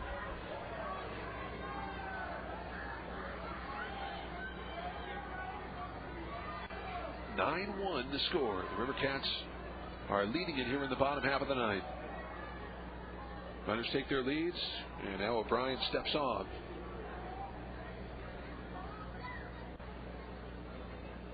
Here's a pitch. Off speed, chased and missed. It's 0-1. 0-1 on Speck. He is singled, grounded into a 4-6-3 double play, and he is struck out. Hope you join us tomorrow night. Rivercats will try to salvage a split of this 8-game series, the 0-1 or this 8-game road trip, as the pitch misses high, and it's 1-1. They haven't won this one yet, but 1 out away and runs up. I like their chances. Speck, the switch hitter, batting from the right side. O'Brien at the belt. Here's the 1-1 pitch. That misses high and outside. It's now 2-1.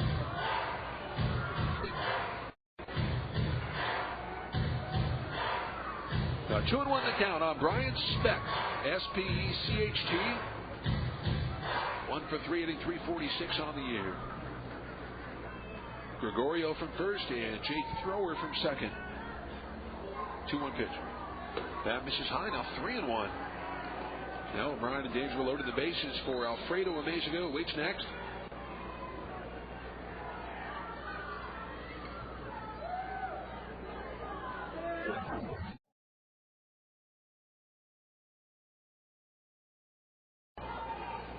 O'Brien comes set, and the 3-1 pitch. That's taken low. He lost him. Ball 4.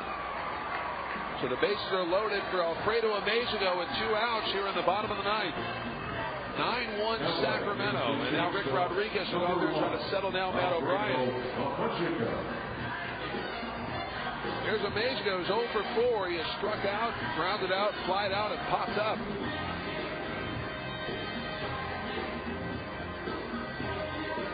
So Speck at first, Gregorio from second, and Thrower at third.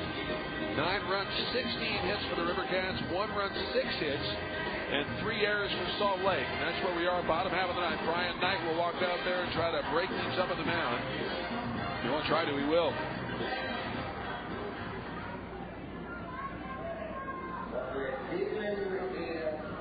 So here's Amezaga, who will turn around a bat from the right side. Amezaga actually popped up against O'Brien. In the 8th inning, he popped up to Morrissey, the second baseman. The bases are loaded. 9-1 Rivercats, bottom of the ninth, 2 outs. O'Brien comes set in the pitch. Fastball swung on a drive to left field, hit pretty well. If it's there, it's trouble. Watson going over, long way to go, and it is a foul ball. Oh, Amezaga just missed, hitting a grand slam. So the count is 0-1. Amezaga, the 7th man about here in this 9th inning.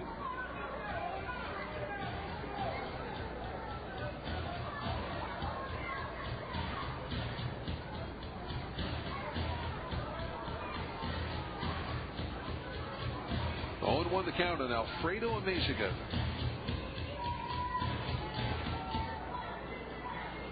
Speck, Gregorio, and Thrower take their leads. The 0-1 pitch. That's chased and missed on an off-speed pitch. It's 0-2. O'Brien pulled the string nicely there. No balls and 2 strikes.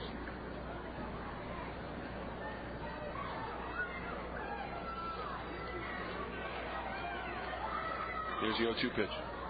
That's taken low and away. Now 1-2.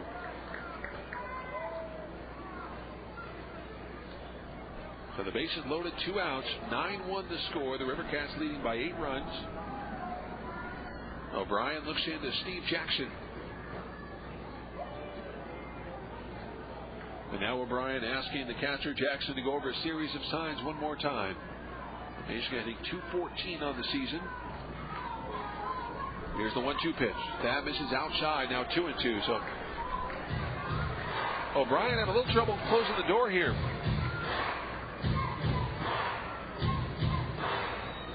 2-2 the count with 2 outs. Speck, Gregorio, and Thrower take their leads. 2-2 pitch. That's bounced on the ground toward the shortstop Castro. He's up there with a long way to first. In time, the ball game is over. So 6-3 on the put out. 1 run, 2 hits, 2 walks, and 3 left. Final score: Sacramento 9, Salt Lake 1. We'll have the totals along with the Sure West Wireless postgame show coming up after this on Talk 650 KSTE.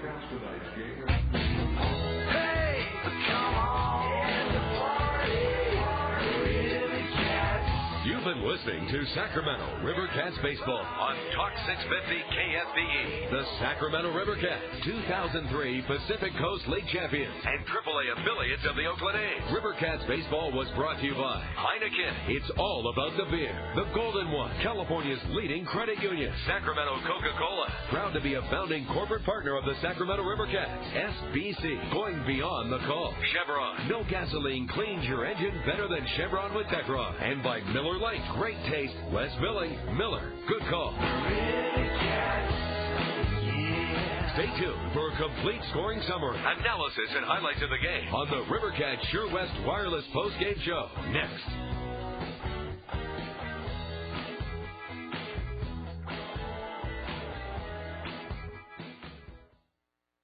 Your place to talk with Armstrong and Getty, Dr. Laura, Michael Sapp, and George Norrie late nights.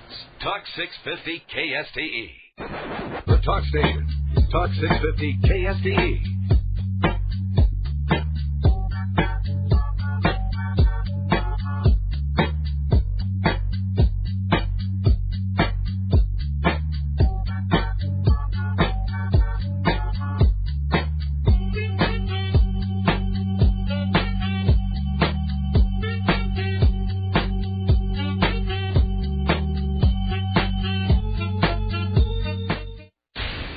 Fellas, how you doing? Up antenna. Hi, you guys. Switch on. Love your show. Easy to work. Armstrong and Getty. Press talk button and broadcast from room to room. Live from Studio C in the morning. And even house to house. Why don't you get a cork or something? It's really good for your butt muscles. You know why I have such a nice ass? From years of clamping hard down tight. The Armstrong and Getty Show. Early mornings on the Talk Station. Talk 650 KSTE.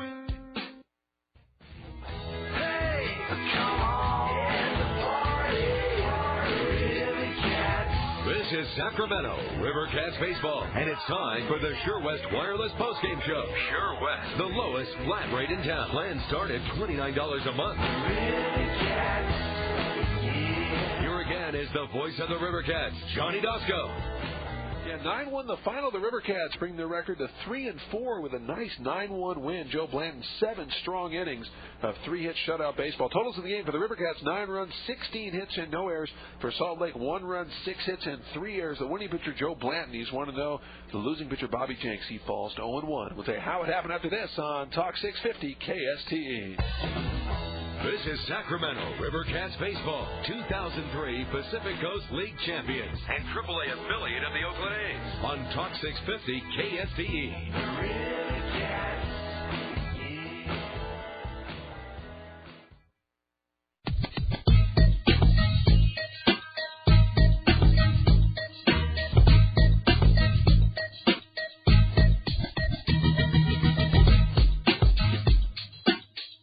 650 KSTE.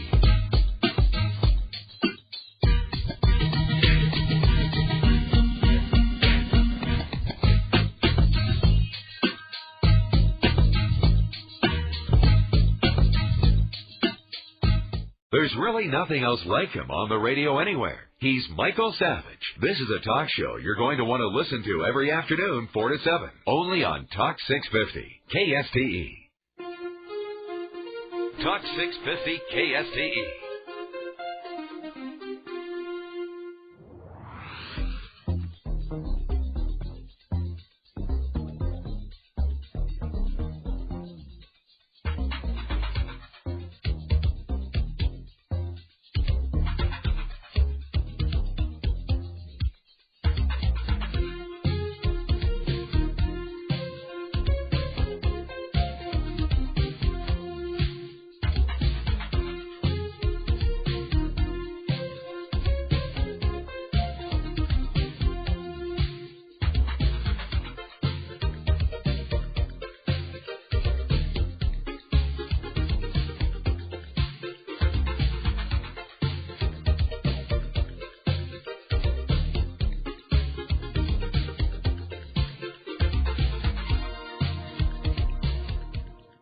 Talk about it. Talk 650.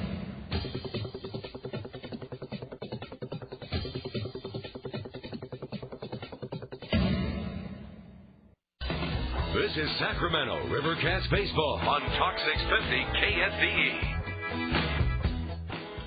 All right, the Rivercats win this one handily 9-1. The Rivercats got 4 runs in the second inning, a double by Johnson, a single by Rose. Watson reached on a fielder's choice. There was an error by the first baseman Quinlan in there. And for Rose, his 3rd RBI of the year. The walk to Jackson, and Lockwood reached on the fielder's choice. There was an error by Amaziga, a little chopper hit to Amaziga. Instead of stepping on the bag and flipping to second, he wasn't sure quite what to do. His indecisiveness and a run scored. It made it 2-0, and then Ramon Castro with a 2-run single down the right field line, scoring both Watson and Jackson. The Rivercats led 4-0 with 4 runs off Jenks in that second inning. Rivercats would add to that in the 4th inning as they got a 1-out double from Lockwood.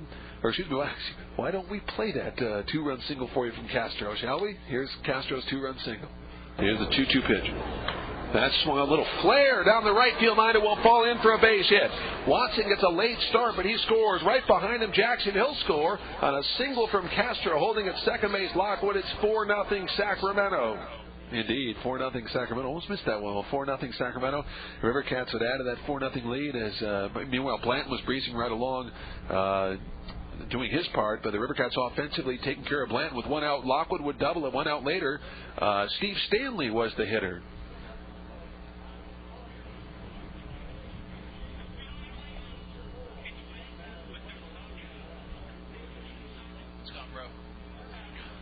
Okay, couldn't quite finish. So Stanley with the RBI single in the 4th inning, making it 5-0 Sacramento. Rivercats would add to the 5-0 lead in the 5th inning as Mike Edwards singled. Dan Johnson walked. Mike Rose then would single to load the base, and then Matt Watson hit a ball that I thought had driven in 2. It actually had driven in 1. Edwards scored, and Johnson was thrown out of the plate. He was thrown out 7-6 to 2. It went Johnson to Amaziga to Gregorio. I thought 2 runs had scored, just 1 run had scored, and that made it a 6-0 ball game. Rose held at second base for Watson, his 6th RBI of the year, and then Bergman replaced Jenks. Steve Jackson then came through with the RBI single, and that scored Mike Rose, and the Rivercats ended up with 2 runs in the inning, not 3, 2 runs, and they got made it a 7-0 ball game. And that's where we were. It was a 7-0 game. Rivercats would add to that 7-0 lead in the 8th inning as Adam Morrissey stepped up to the plate with 1 out and nobody on. There's a 2-1 pitch. That swung on a drive to right center, hit pretty well. But back for it is throwing near the track at the wall, looks up, and it is gone! A home run for Morrissey. A solo shot, and the Rivercats lead 8-0. Indeed, 8-0. Morrissey, his 2nd home run of the year and his 4th RBI. And 1 out later, Dan Johnson was there. Johnson already 3 for 3 with a walk, closing in on hitting 500 for the year. And, well, here's what happened. Here's the 3-2 pitch. That swung on. Fly ball to deep right field. If it's fair, it's trouble, and it is gone! A home run for Dan Johnson. And the Rivercats lead it 9-0. Yeah, for Johnson, his league-tying 5th home run of the year, now has 14 RBIs. The Rivercats had a lead. Johnson 4 for 4 in the ballgame, now hitting .485 on the year. Well, Rivercats going for the shutout. Blanton worked 7. O'Brien worked a scoreless 8. Then in the 9th, O'Brien still on. He allowed a 1-out walk to Pelaez. 1 out later, Jake Thrower singled, and then Tom Gregorio would single home Pelaez to break up the shutout. The Rivercats led 9-1. Then 1 walk later, Alfredo Amaziga was the last chance for the Salt Lake Stingers. 2-2 pitch. That bounced on the ground toward the shortstop Castro. He's up and over the long way to first. In time, the ball game is over.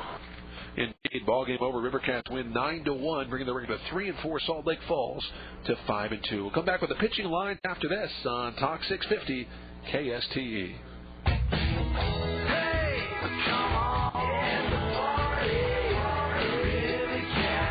Sacramento Rivercats baseball on Talk 650 KSTE.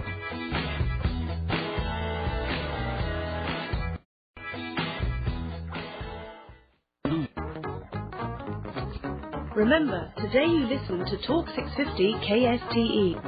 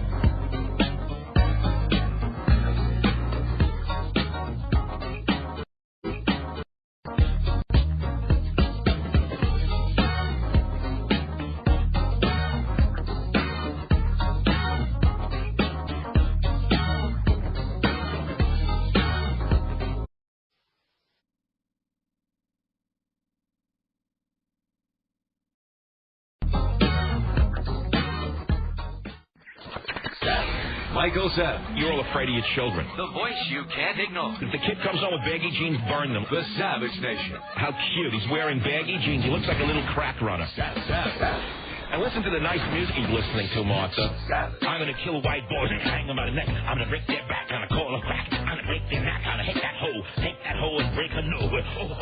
Idiots. White punks with pimples on marijuana. Come on. Got it yet? Michael Savage, 4 to 7 on Talk 650.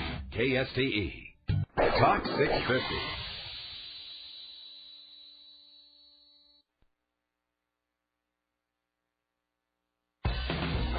This is Sacramento Rivercats baseball, 2003 Pacific Coast League champions and AAA affiliate of the Oakland A's on Talk 650 KSTE.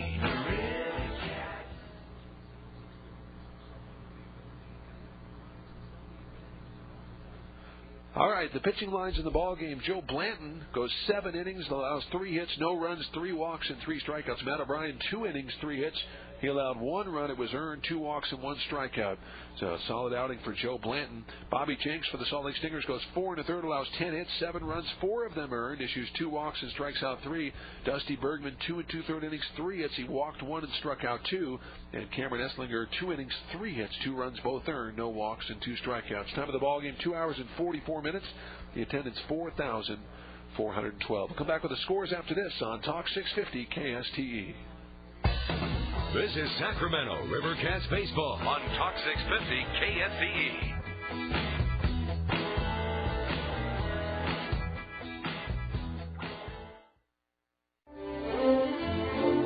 Remember, today you listen to Talk 650 KSTE.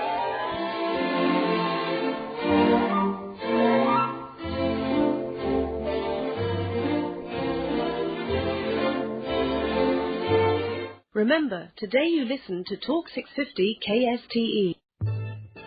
Talk 650 KSTE.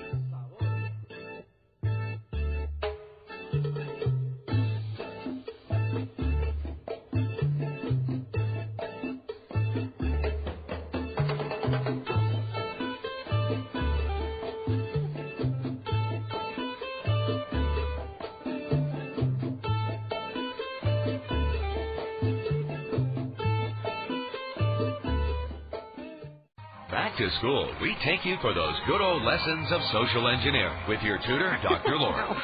Don't blame it all on me. Your resource for all your domestic management needs. It's not simplistic. It's clarity. And don't forget the household tips. Catch more flies with honey. Yeah, I know. I've heard that one. It's homespun fun. Yeah.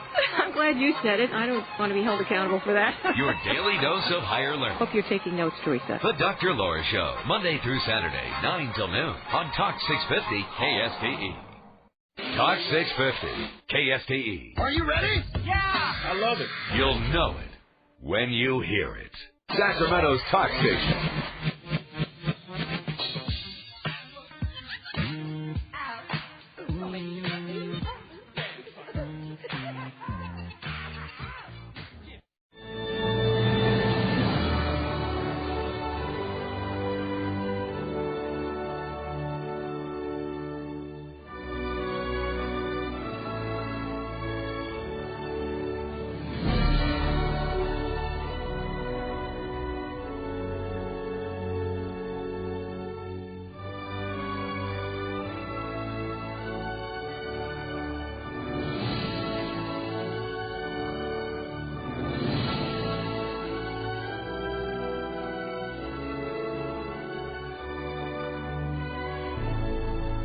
Remember, today you listen to Talk 650 KSTE.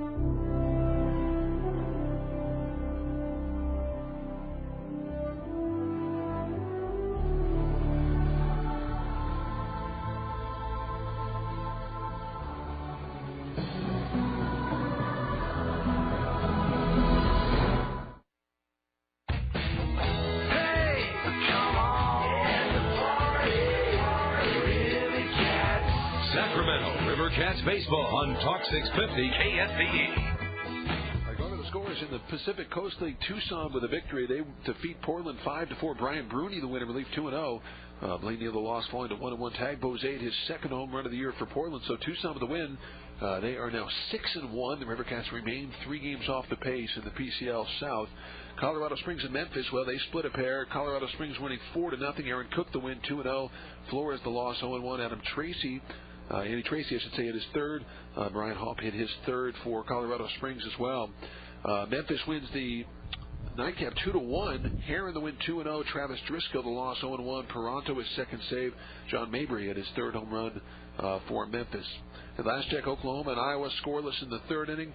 New Orleans was leading Omaha 1-0 in the third inning. Nashville and Albuquerque, we did not get a score. Tacoma, Las Vegas, not going to score as well. And Fresno, Edmonton, they were scoreless early on. This last score we got from there. Well, we have the Major League scores for you. The Oakland A's were leading 6-0 in the third inning. Jermaine Dye with 2 home runs in that game, numbers 4 and 5.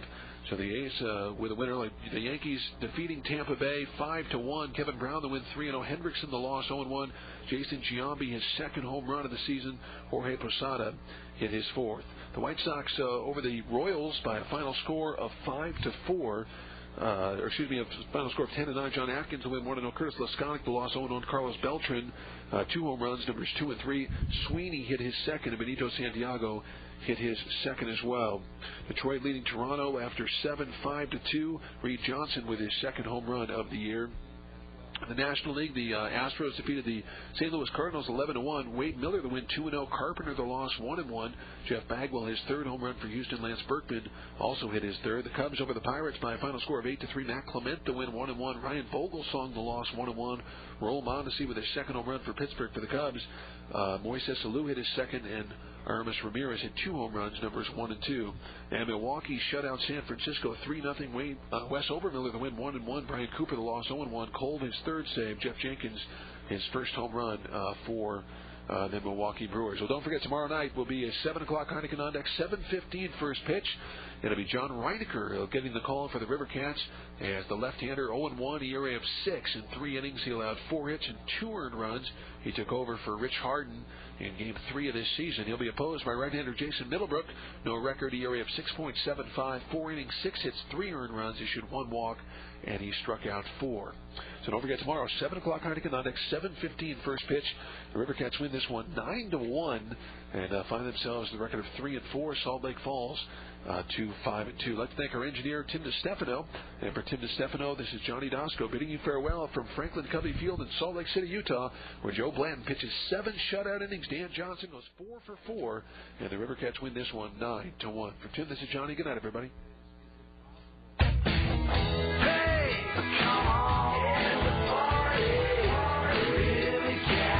You've been listening to the Sacramento Rivercats Sure West Wireless Postgame Show. Sure West, the lowest flat rate in town. Plans start at $29 a month. The Sacramento Rivercats. 2003 Pacific Coast League champion and AAA affiliate of the Oakland A's. Join us next time for more exciting Rivercats baseball on Talk 650 KSPE.